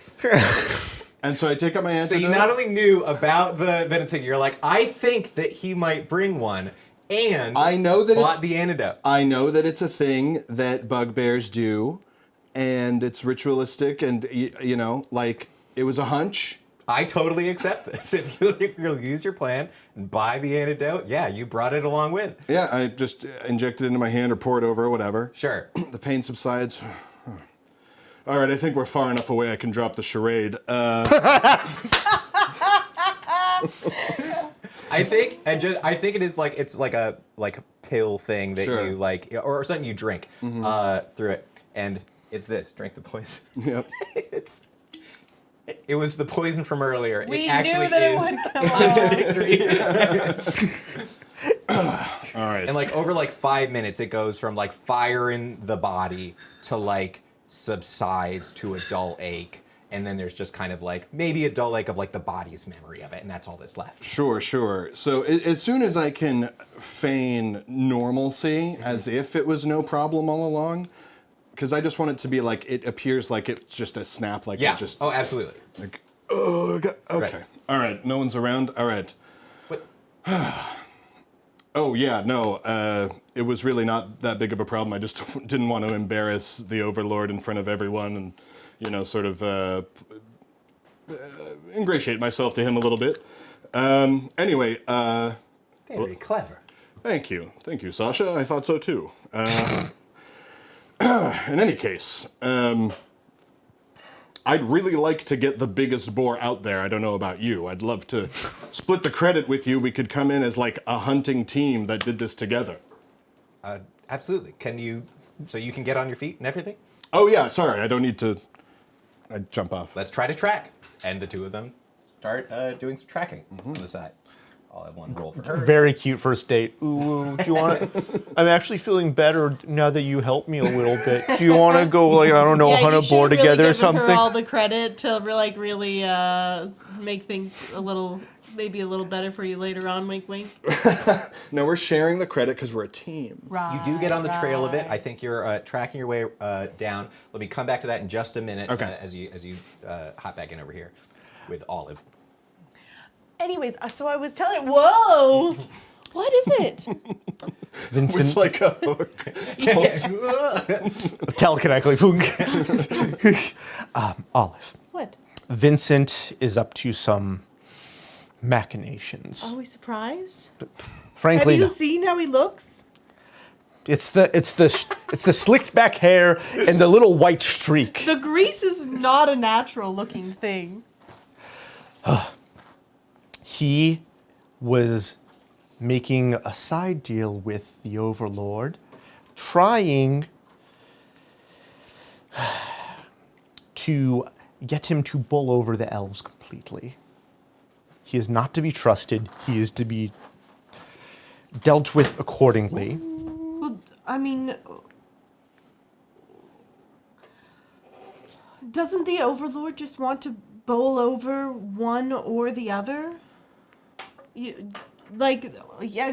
neutrality with the elves, neutrality with the humans. It sounds like Vincent, or whatever his name is, has been trying to make it so that he bowls over the elves and not us. Well, you. For someone that is so much an advocate for the elves, you seem entirely unconcerned with this. It's bad. I'm not saying it's good. I'm just saying that doesn't this not align with the king's plan B, as it were? Perhaps Vincent does not believe that we are capable in our plan A. But we will show him. We have a plan. We will give it to the king. I'm sure the king will be more than pleased to hear our plans, though we should probably not tell Victor that we're planning on usurping him in the king's court. I suspect he already knows. How would he know? We just barely made that plan. He's crafty. Okay, isn't he a warlock anyway? Who's his patron? You don't know. He's always been cagey about that one. Well, then it seems to me like perhaps he has a plan that's even greater than the plan. Maybe whoever it is he serves wants something greater than that. Can I reflect back on the conversation that we had and see if, like, does that track, like, what? Tracks from what I heard. I mean, like, obviously he wants more power within the organization and with that, but, like, is he also serving his, like, dark patron? I can't remember exactly what he said, but there was something I heard him say that it was like, there's a little more going on. Yes, I'd agree with it. Yes, feel free to. This is a classic intelligence check. Going back in your mind palace to try to find one damning 8 minutes moment. ago. Wow, dude. It's not violence. It's not violence. Yeah, That's a nat 1, gang. I feel like you should stop rolling that specific dice. You know, the thing is, I pick up a different dice each time, and they just say, "No, Sam, you're not violent enough." It does seem extremely plausible, but you can't find a particularly damning moment. But it does feel right, doesn't it? There's a little something about it that you immediately responded to. If you can think of some other way to find it. I think regardless that we should speak to the king. The priestess said there's a feast tonight. We speak to him in private without Vincent. We let him know of the things that would need to happen in order to gain the fortresses that he so desires. But once we have his word that there will be a druid on the council, and that the councilmate will be Finian, bada bing, bada boom. Classic bard you- talk. I think you're right, Olive. However, I think there's something I must do on my own. Are you going to try to kill Vincent? No, I'm gonna break into his apartment. More than fair. You were frankly. trying to get us kicked out of this whole event. In fact, do you want me to help? That's something I'd be super down for. Oh, yeah, I guess this is totally in your wheelhouse. The two of you abscond away to get back to break into his apartments to find some particularly damning piece of evidence. While you're headed away, you are making your way through the brush. You are on the trail of something considerable. The tracking roll succeeded, and you come upon what looks like a low fat, dense cave, and you can see burrow markings on the outside of it, and then as you're sitting low, you see pushing out of it an old world beast, a boar that could run through a man.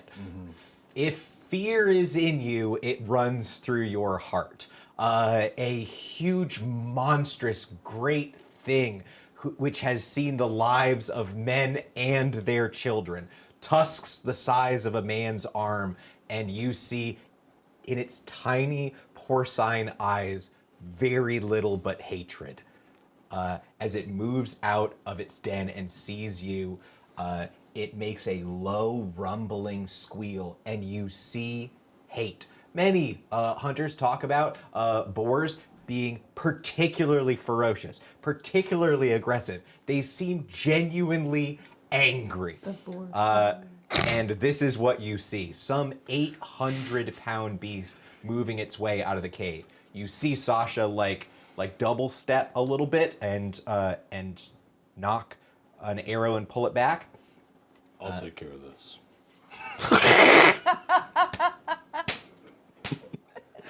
Fine.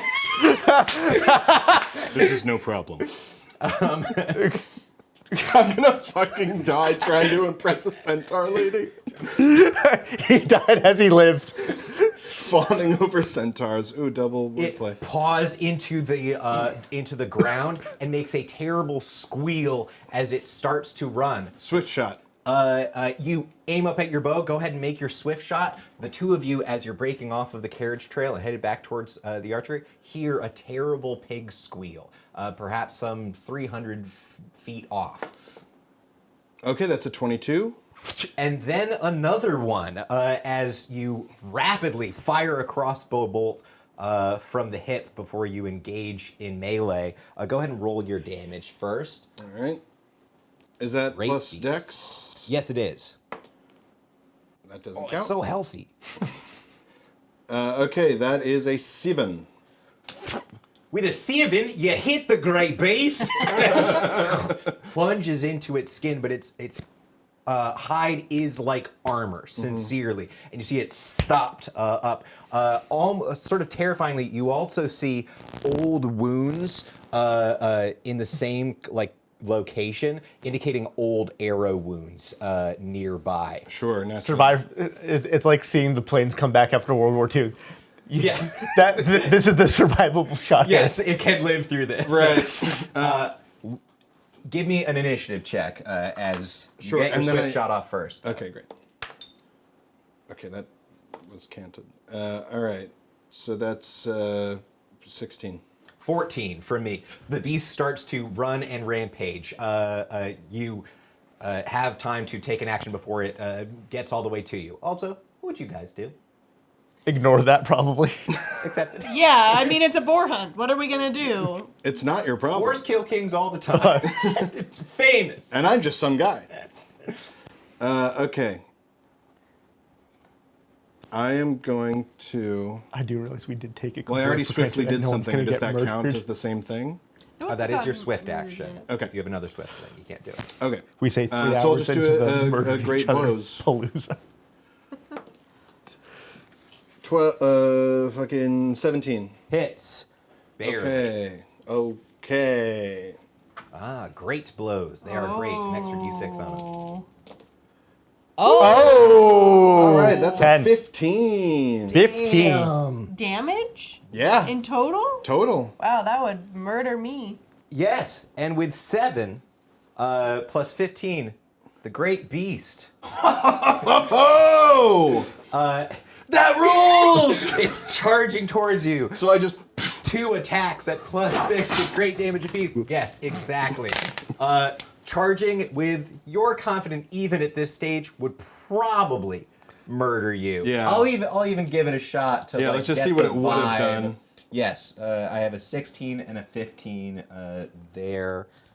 Neither of those hit me. Oh, look at that. I'm just trying to do a might roll. Well, regardless. 13, 19. He could deal 19 damage in this charge alone. So if he had hit me once, I'd be dead. Yeah, but it's just a mounting turn, and as it digs through you, side swipe and... But I don't want to like cut its head off. I want to do like a thing where I'm like prepped like this, right? Mm-hmm. And then I'm gonna like just shunt to the side so that all its momentum goes into the sword. Absolutely. I want a clean pierce right through the heart. The classic way to kill a boar. Yeah, and then just just standing there. I think as it like reaches out with a terrible scream to just maul the shit out of you, you manage exactly that. There's a tree near you. You shunt it out and then like hammer the blade in there. It does in fact impale itself in through the mouth, goes into the creature's brain. It does, I think, with that incredible weight.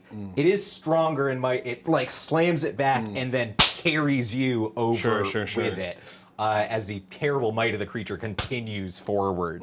But sliding and with maybe nothing other than a few bruises from the creature slamming into you, tackle style.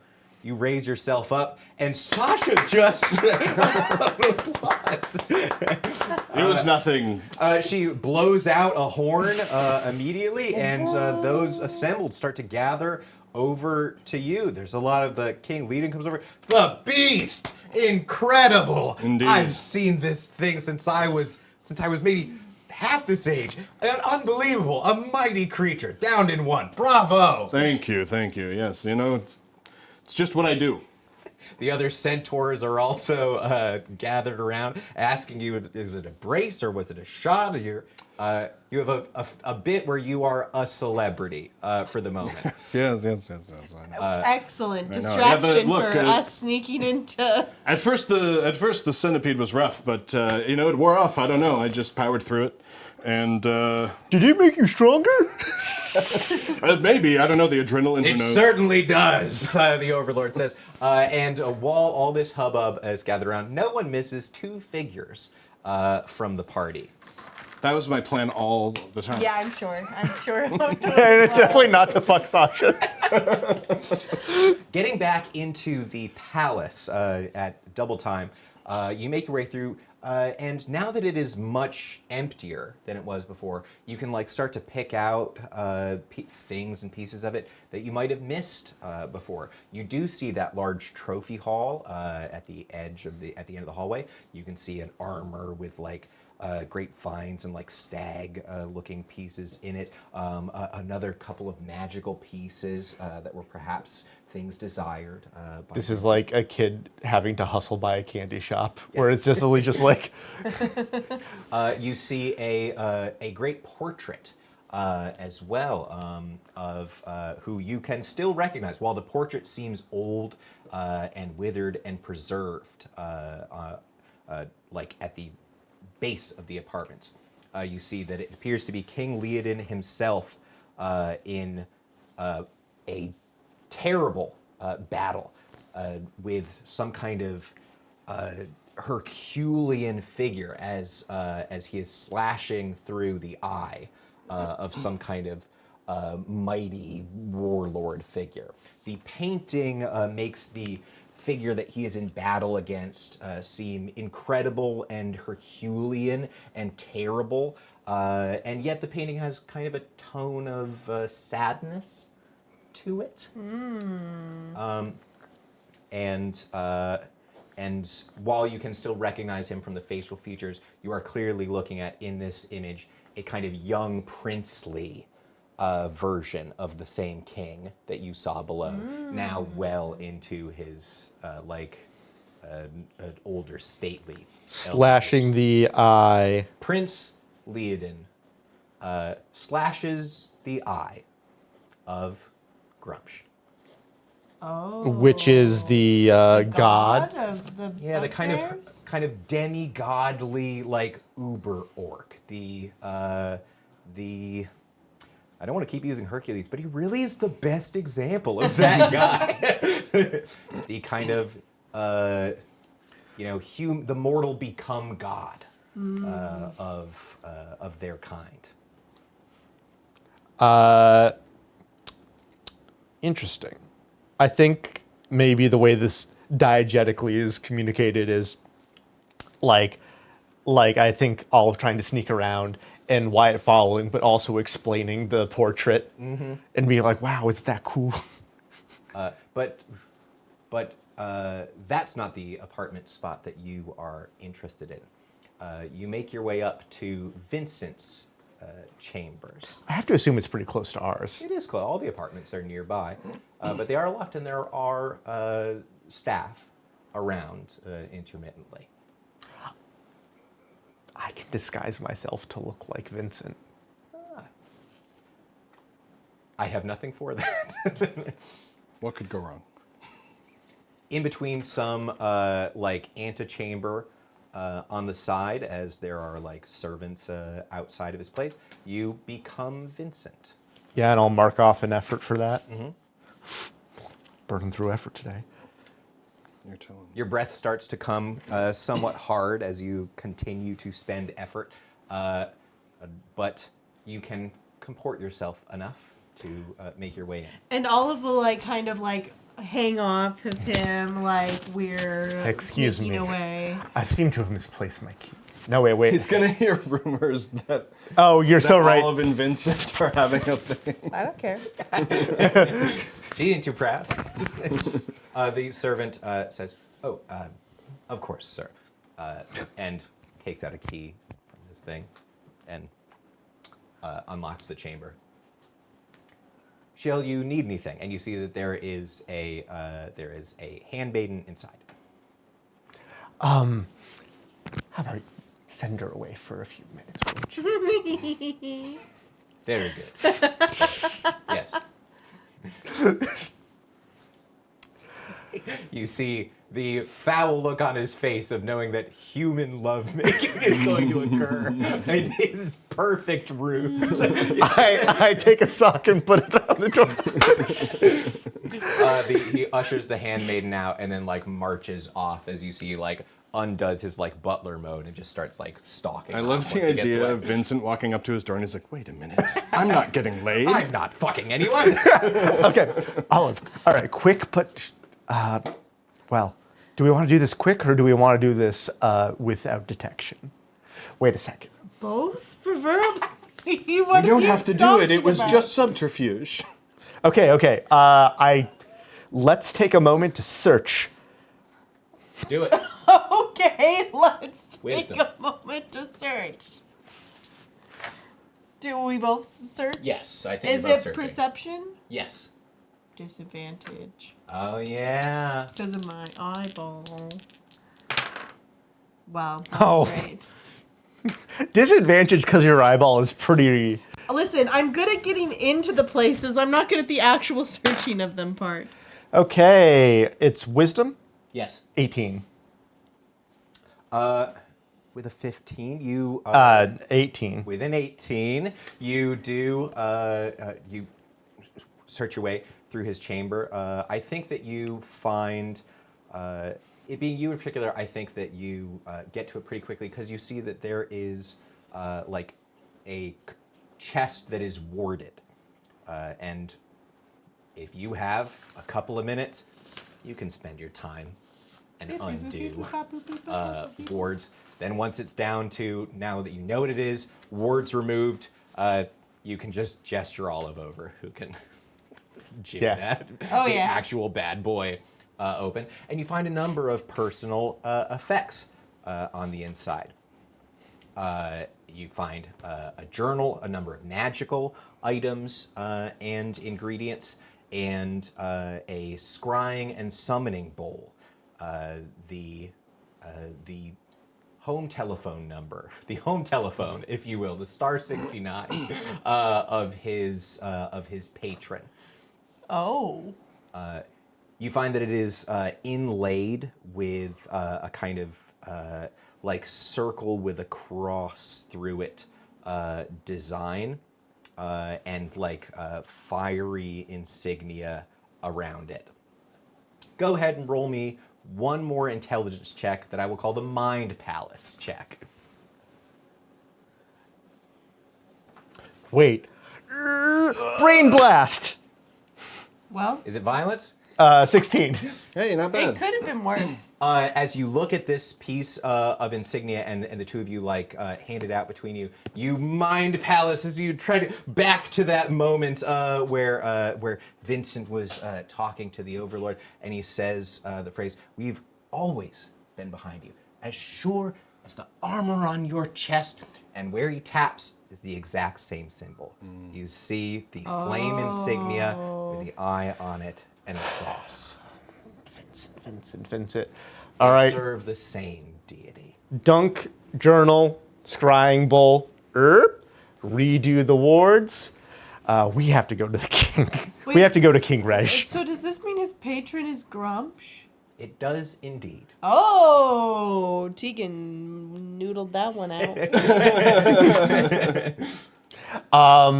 His demonic demigodly patron is also the same being that has personally favored the Overlord's rise. The exact order at which point the Overlord became the favored avatar slash, living breath upon the earth of this demon demigod, and at which point Vincent began operating for Grumsh is still muddy to you at the moment. Because the Overlord, badass eye scar, Grumsh gets stabbed in the eye by Princeling, now Kingling. And in fact, the Overlord, just to give it, the Overlord did it ritually. Oh, interesting. Vincent, patron Grumsh had it done is. Right. Well, theoretically. I don't know what he's into. Okay, I think we sort of like press on the mouth just to get the squeaky sound, squeak, squeak, squeak, squeak, squeak, unbutton a few things, and then we sort of like go. We have to go, and you just get on both. And then we sort of like open the door, like unbuttoned, and then I hand like one gold piece to the butler, be like, "This stays between us." Very good, sir. Very good. Very good. That was fast, but nice. A lot of foreplay, I guess. And do be a doll. I feel shame afterward. Don't talk to me about it. I feel shame afterward. It's such a dope line. Never mention this to me again. Come back down to... And I'm just on the Overlord and the King's shoulders. Henry. No, I'll let you make the Close or whatever. enough. As it has gone to preparing it as a feast. They got a giant ass spit. I've got the skin of it just cloaked around me. They absolutely have cut it off. That is Untanned, that is it. bloody. Yes, correct. I field dressed it. It's so gross. Yeah. And It's we And it gonna rules. be wet. Yes. It's very wet. Yeah. So I'm just like, yeah, in one blow. Yeah, just one blow. And the like figures. Oh, that was the strongest? That was the strongest one? Huh. I didn't know that. So fuck off.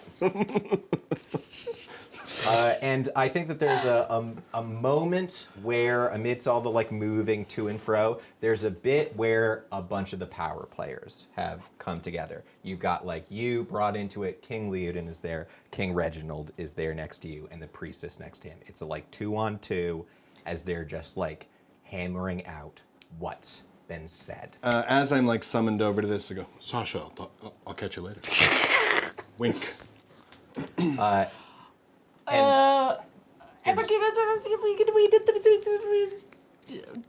Everything okay? Yeah, Did you get bit by the... No, I didn't get bit by anything.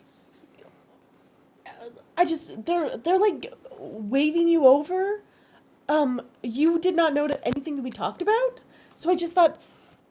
Oh, we told the priestess that there could be a druid on the court, Okay. and that we could get Finian in. Okay, you understand? This is the deal we made. Okay. What? Okay, we told the priestess that we would get a druid on the Human King's court. Uh-huh. And we told her that we would make Finian the council mage. Okay, great.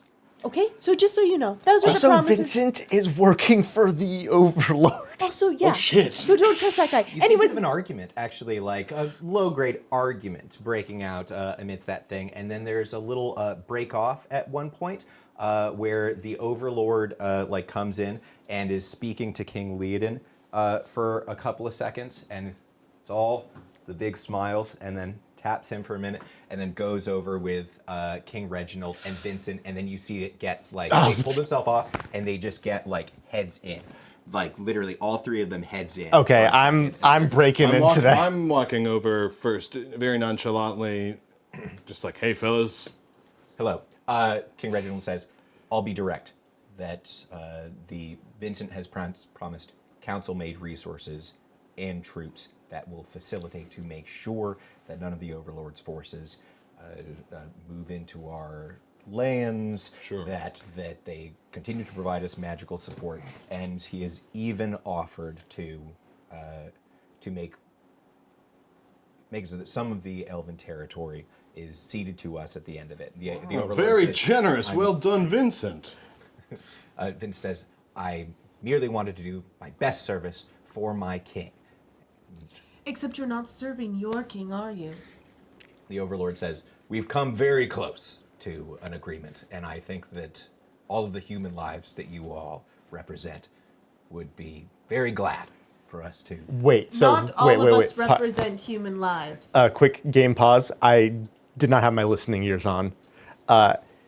King Reginald said, "It's all Gucci. I made Vincent." All he said is Vincent and the Overlord are basically have said that they're going to move pretty far in our direction. Council mages backing up Redport, and if we went neutral at this point, like that the Overlord is willing to make magically binding geases towards his. And promises. Vincent and the Overlord are present right now? Correct. Okay. Hey, whoa, hold on a second. Yeah, no, that sounds great, Vincent. And Overlord, appreciate you coming to the negotiating table. One warrior to another, it's nice that we can see eye to eye every once in a while. Agreed. Yeah, lovely, wonderful stuff. You guys should try the centipede. Anyway, I'd love to get Reginald's ear for a minute whenever you have a moment, no rush. No, of course. Speak to your conciliatories. Thank you. Don't fucking blow the. You've got the thing. Don't blow it when you got to use the thing when it's right time to use it. King Reginald comes over, and so does Vincent, I think. I think the Overlord has stepped aside, but it's King Reg and Vince. I know this isn't ideal, King Reg says, but... There's a fox in the hen house. Go on. Vincent.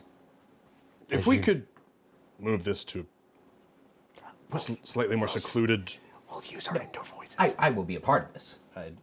I want to be... Vincent comes No, over. Vincent, you can be a part of this, absolutely. We all Yeah. want to collude together right now, just a little further away from everyone else. Okay, they move a little bit further aside. Sure. This is so embarrassing to do it with I like- rip the Band-Aid off. Let's have at it. We have feasting within a few moments, and we've agreed to make. This may spoil your I draw my appetite. sword, and I'm just holding it like this. Well, we had hoped to present an alternative plan to you, Your Majesty, that would Please. benefit both the human kingdom and the elf kingdom. I'm excited to hear it. It would only negatively benefit Vincent. Well, no offense, friend, but if it'll benefit the entire kingdom, but only harm you, then We have both the priestess and the elf mage Finian willing to bend King Leodon.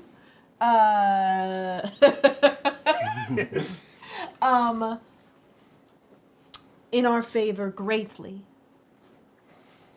They have two requests.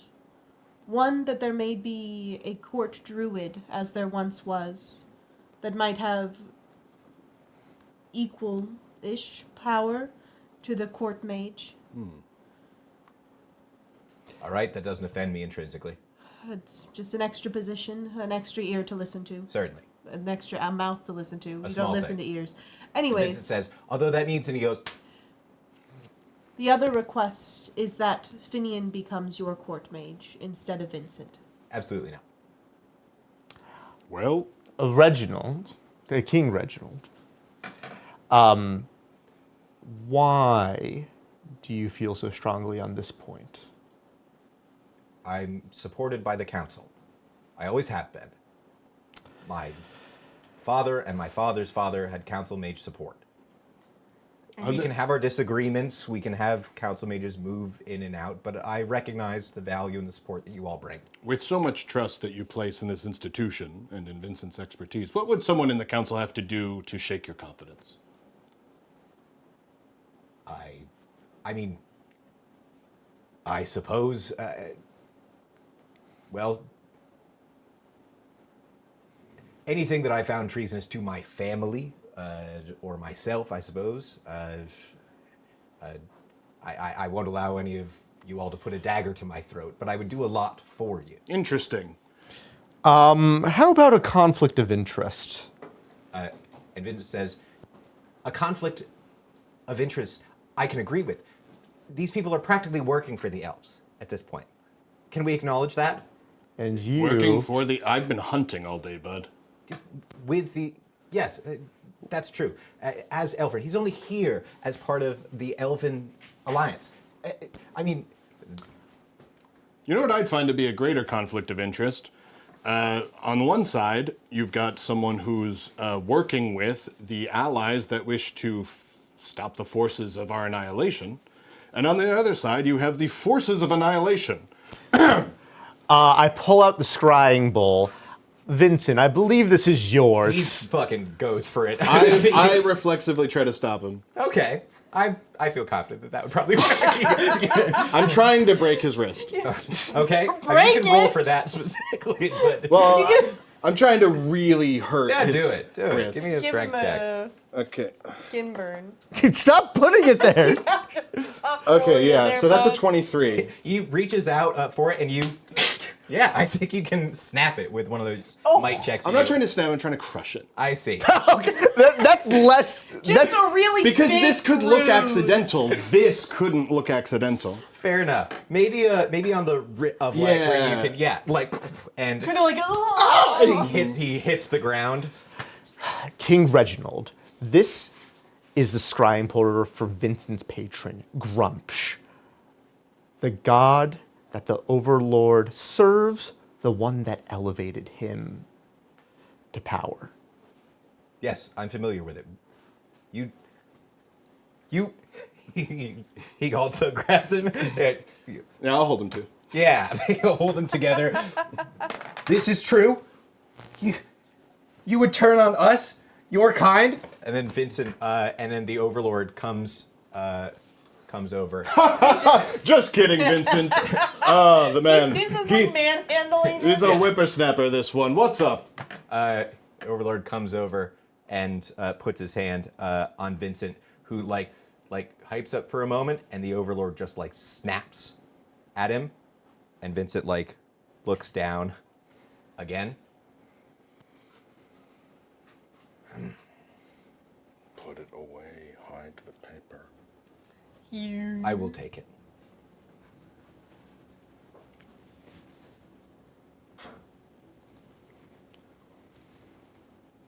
The Overlord and King Reginald stare at each other for a moment, and see Reg's eyes squint and looks over at Vincent. He says, "In my house." And then the Overlord says, "To the field, then, it seems.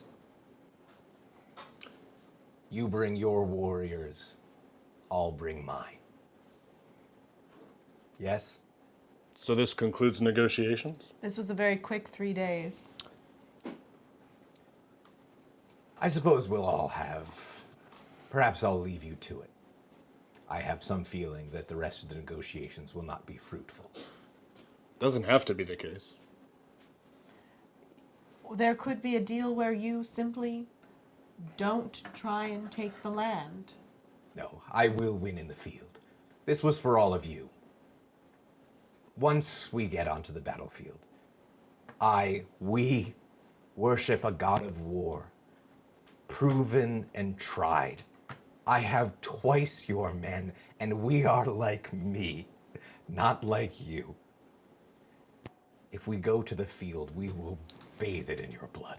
Question, actually out of character question Yes. first. How much time has it been since I got bit by the centipede? I think you guys have been doing like a full hunt. I think you're past its hour, probably. Or like, you'd probably be just at like the edge of its hour or so. But I have to assume that I guess he's already seen that I'm fine. in your like hunt phase, I had to assume that was brought up. But I just feel like that was Sure. probably then of like, you handled this incredibly well back when you were on sort of friendly terms Right. 40 minutes ago. Okay, I just go, oh, look, it's completely gone. It's like nothing ever happened. I hope for your sake we don't meet on the battlefield, if that's what it's coming to. I don't remember the name of the gonna sheath my really sword. We don't need- badass guy that we Oh, me! killed. Oh, No, that we killed the bug. Yes, his second. It was like, Yes. uh, Oh, Rhaegar. yes, that's what it was. yeah, Rhaegar. Nailed it. I think she'll just say something along the lines of, well, may Rhaegar smile upon you. He screamed when he died. Screamed and cried. That's a lie. It's not, I was there. That's a lie. And this is a trick. That's what you have. Lies and trickery. You're going to enter into battle. Real warfare. With hundreds of us seeking only to spill your blood and bowels on the ground.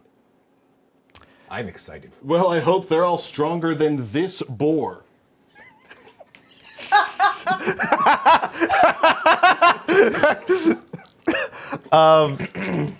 I feel like the UN sort of vibe has been sundered. Oh, I mean, yeah.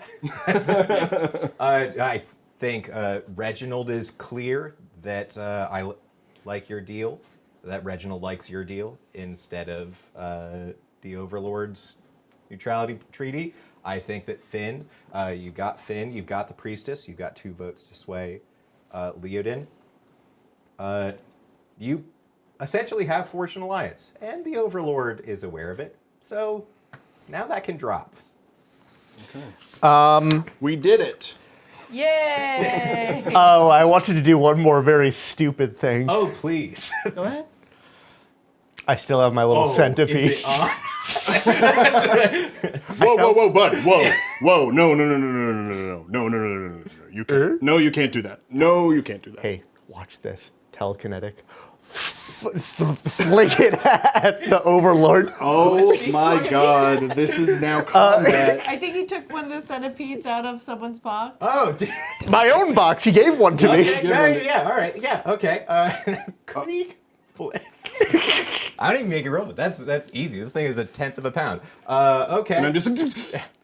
Yeah. Open, meet you on the field, fling a centipede, fucking comes in, snaps, bites at him as it does instinctively. I'm going to roll his constitution check to see how well he handles this. Oh God, please.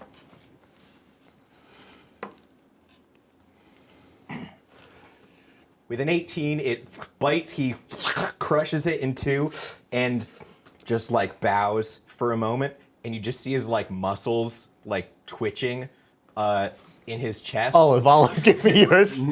Yes. Give me your centipede. Give me your centipede. No, don't, please. He what likes am I that. gonna do? Say no? You're gonna make him come. Maybe I want to see that. Pain and pleasure mixed within me. Dozens and dozens and dozens of them. I just want to see what happens with number 2. I think if you go for number 2, you throw number 2 and he grabs it and like starts to pulp it. And claps twice, and you see the like worm guard approach. Fucking dragons. And as they land, he says, "This war might come sooner than you think. I may still be feeling this when it comes. Look to the hills." And he goes, Wow, good job, Wyatt. Wyatt, I swear to God. as he takes towards and mounts his worm guard, and like King Leiden and the priestess come over to like try and figure out exactly what's happening. The information starts to like flow out from what exactly had occurred. There's, I think, with your little like as you like catch up, there's even a moment where like King Leiden, you're like, and then he was the inside man. He was working for the same man. That King Leiden goes, I'm happy with this. We have a hunt, we have new allies made, and we have perhaps the most entertaining bit of espionage that has happened during one of my hunts. Truly. Bravo to you and the companions that you brought. If we are now to engage in war, will you fight with us? Yes. As I swore to the High Priestess, yes. Of course. Finn steps forward and says, I am a battlefield mage. I will be there on the front lines. As you are, I guess. No, I think this is fangirling for Wyatt. Wyatt, could you convince the council to be with us? Oh, depends on some political things. I have not been in the court politics for a few years. If we lose, they will die. So I think that should be pretty convincing. I'm just saying I don't know how many allies Vincent has these days. The group that I command will be with you. Finn says, I would be interested in coming towards, in entering within council stronghold grounds. Even a half-dozen mages brought to our side would be a considerable force. I think you'll find on the dossier of information that I provided them that even with our allied forces, we will still be considerably outnumbered. I noticed that. And Opus does have pretty solid open warfare battlefield mechanics. War. Even a half-dozen mages could completely change things. It seems as though this battle may come soon. How much time do we have? It coming soon is news to me. I imagine that they would. Well, as see. the Overlord flew away, there was something. This might come close sooner than you know. Something about within the within, time like- frame of how long it takes the centipede Like venom an to hour. leave your system. So He looks forward, and you see the priestess take a second. Her eyes go white as she grips onto her staff, and then she says, "They are entering. They are You entering into the woods." fucking son of a bitch. Wyatt! I'm going to break your legs as soon as this conflict is over, I mean- assuming we're all still alive. It was pretty funny, but It was I don't funny know. the first time. The second time caused war to happen right now. I'm going to the stables. We're I all so don't- dead. Emmerich, I don't think that he was gonna. I don't think the second centipede pushed him over the I'm edge. pretty confident that that's what happened. The first one was like an opportunity for him to flex and be like, look how tough I am. The second time was like, oh, I hate you now. Yeah, he's gonna try and kill you personally, I think. And I won't help. That's almost certainly true. Perhaps we can use that to our advantage? My 20 men can't get here Wait, in an hour. he must have had blood drop when this happened. Yes, that's true. Boom, boom, box. Yes. You coming to a realization, finally find something you've been hunting for literally from session 1, the blood on the ground of that. You go, everybody shut up, everybody move. You grab up the little bit of blood that's on one of the leaves and your box, a possession of his, and you're with your box of fucking bullshit and trinkets. King Leonid says, I would just meant to say that perhaps we could lure him into a spot to defeat you by honor combat or somewhere that would be less advantageous. We do have a fortification in a past. If we could let him know you were there, perhaps. That would be ideal. I am happy to use Wyatt as bait personally. Yeah, nothing would make me happier. But your seer, are they seeing an army, or is it more like he's coming to kill this The priestess says, an army. guy? Okay. I thought we would have a month, perhaps months. Yeah. Seems like they were mobilized early. Well, either A, they were always ready to mobilize, or B, this is a smaller force than perhaps. Still not great. I mean, yeah, it's not good either way. I'm flipping to the curses Rayhan, section. how soon can our men get here? Within a matter of hours, assume that we're allowed on Elven land. The king says, that is our, and he shakes King Reginald's hands, arrangement. Do we have, like, birds that send messages? How do we send messages? We have, you can do it with pigeons. What's that the they got. fastest way I can get a message to Redport? Finn says, technically me. Oh. I've written several theses on teleportation. You see. Oh, that's rules. Can you teleport other people with you? Yes, I can, effortfully. I see. Well, you can't do it 20 times, I bet. I certainly cannot. Okay, that's fine. Okay, teleport to Redport. All fighting men. All of they're known, unfortunately, as the Stallions. Get them, and just all fighting men that we have that we can spare. And I can do that. Begin moving them towards the fort that I advised. Do we know that's where they're going? Not yet. I could tell them. Do it. Very good. Can I see the list of curses? Yes. I just want to make sure it's not a thing where we're diverting all of our forces somewhere and then he just attacks Redport.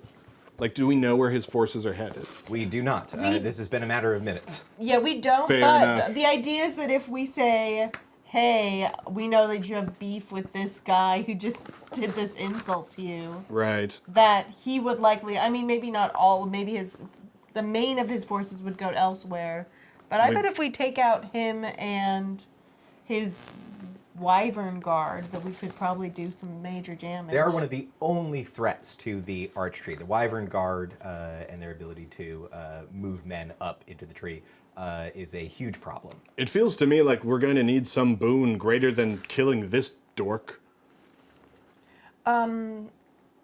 Priestess, Wouldn't it be sort of an obvious trap? could we ask the Lady of the Wood?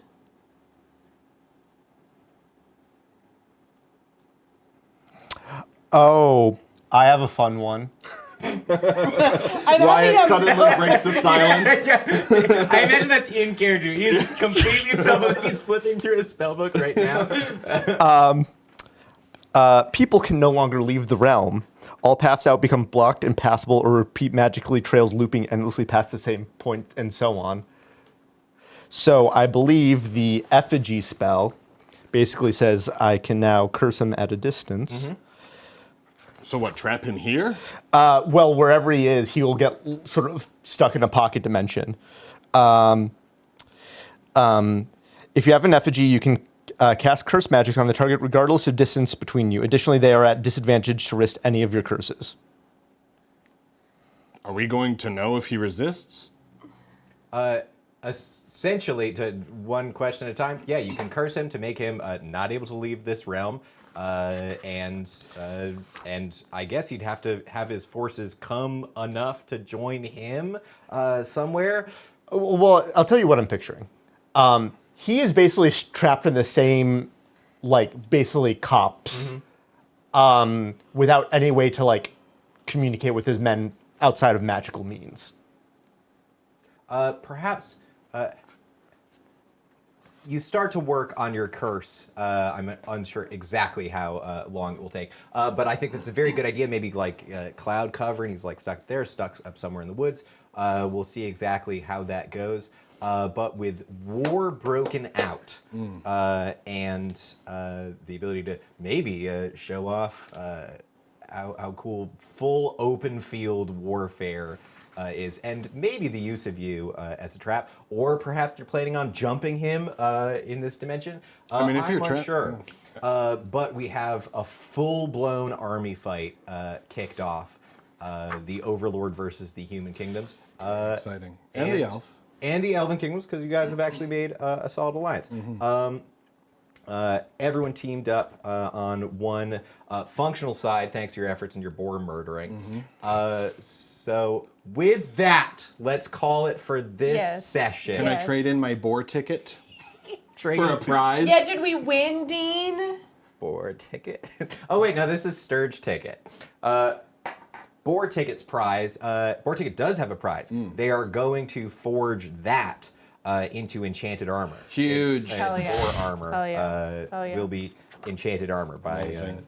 The one that I'm wearing now is the special version that you have to unlock after you beat the game. Yeah, it's where it's just a bloody fucking. Yeah, it's the Mark 1. Yeah, stitched together bit. Do I get a Sturge prize? Yes, that's what I just handed him. Coming at you. Wow. Ooh, it's just a gold nugget. A full gold nugget for each Sturge killed. Oh, I should kill more. I think while you're doing that, the priestess says, yes, of course, we're all together now. You will have my services of the woods. And as the humans are now on our side, so will they and their forces. Wonderful. I look forward to the battle. I'm going to the stables. Perhaps you stay here for a moment. And then we can have this be our battle feast. Oh, sure. That sounds great. Or you can go to the stable. No, I'll do that after. Do that later. I think he's trying to meet someone at the stable. It's no rush, though. And I think King Reg, as you maybe move off to the stables and you're obsessed with your King Reg comes in. And I'm just here. No, I'm going to eat the feast. She can wait. She'll likely also be at the feast, yeah. I think while you settle into your feast, you hear King Reg start to go into his thing. Literally, he liked the speech from earlier today so much, he just uses it again. That with this new cast of elves and men together, he just does the same lines absolutely. Roll your eyes so hard. Second time you hear it, you can kind of notice the cliches a little more. It doesn't hit quite. Yeah, as hard. you fucking think, Emmerich? Look, just fuck me, I guess. Yeah. I have nothing more to say. That's the end of that. Go fuck your centaur. Don't talk about her like that. As Liam goes off to fuck a centaur. It's no longer a Yeah, It's Emmerich, okay. actually. All right, accepted.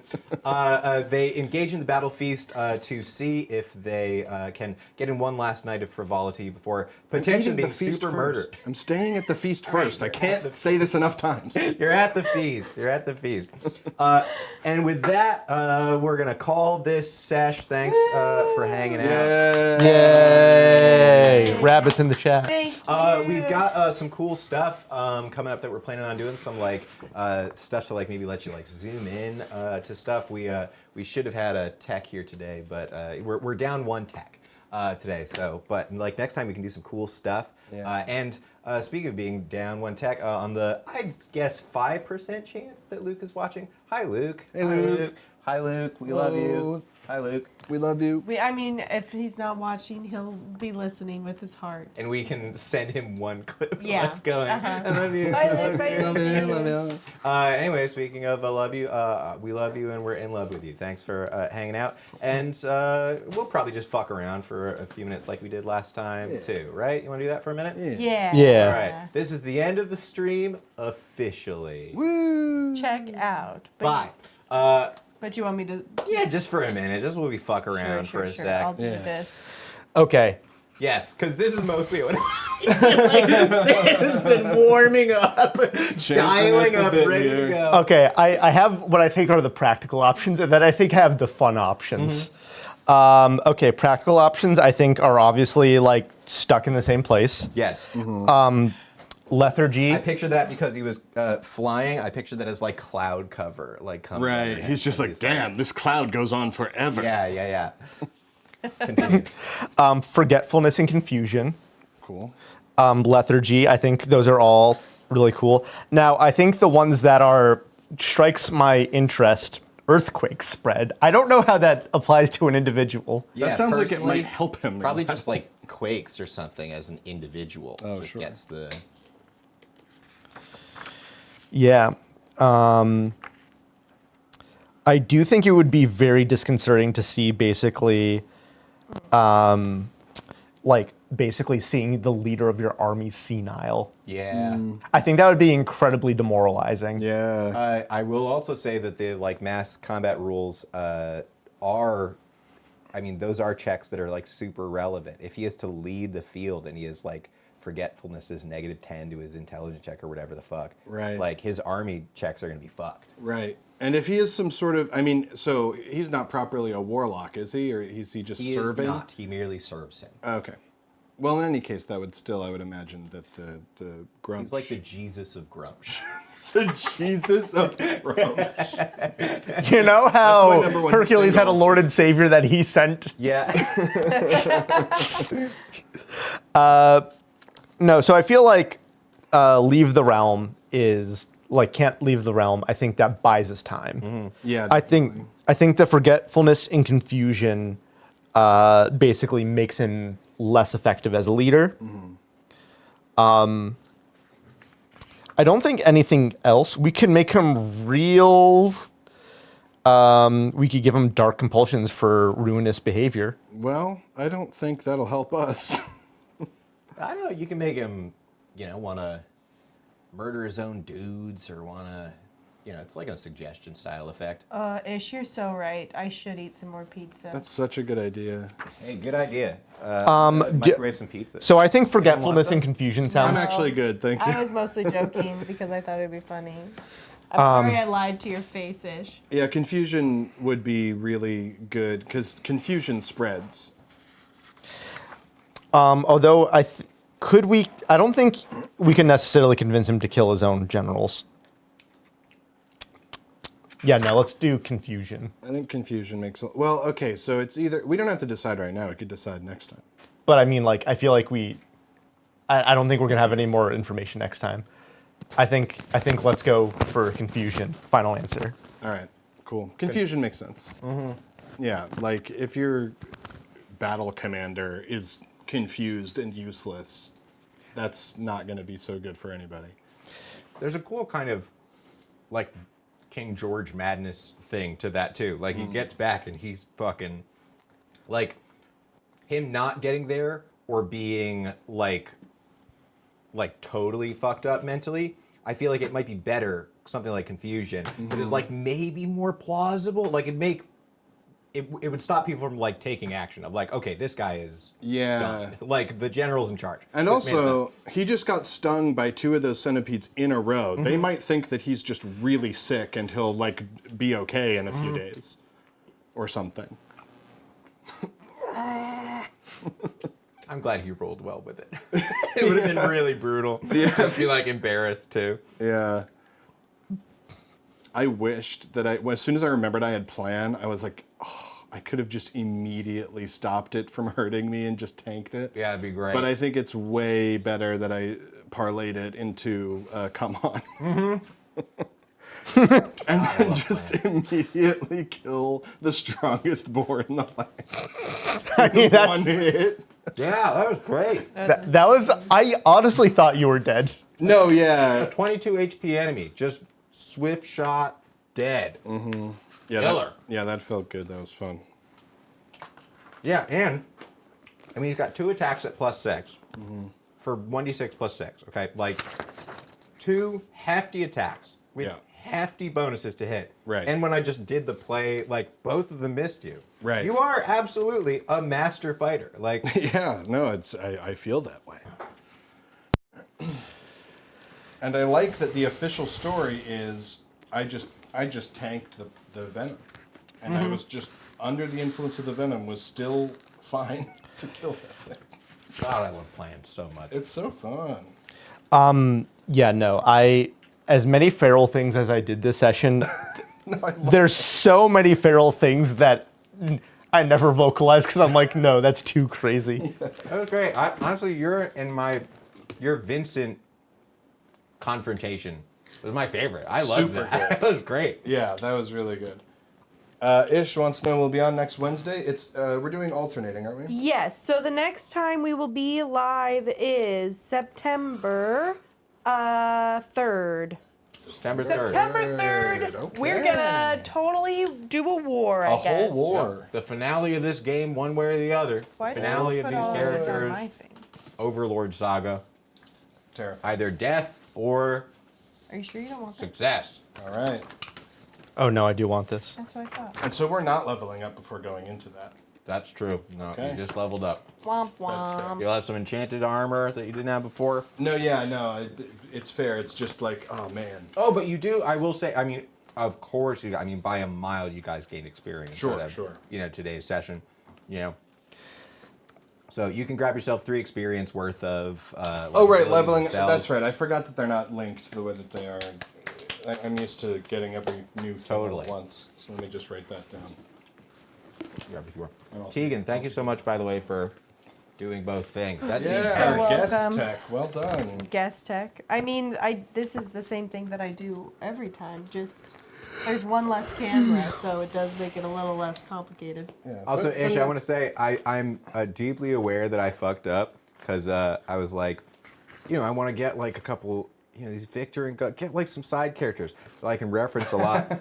And then like immediately without thinking of like, the elves thing is they're like, no fucking humans. You're not getting any humans. We'll get you guys and no more. So it's like, I have to make characters. And you're like, they're gone. They're not allowed. They can't Bye. Get out of here.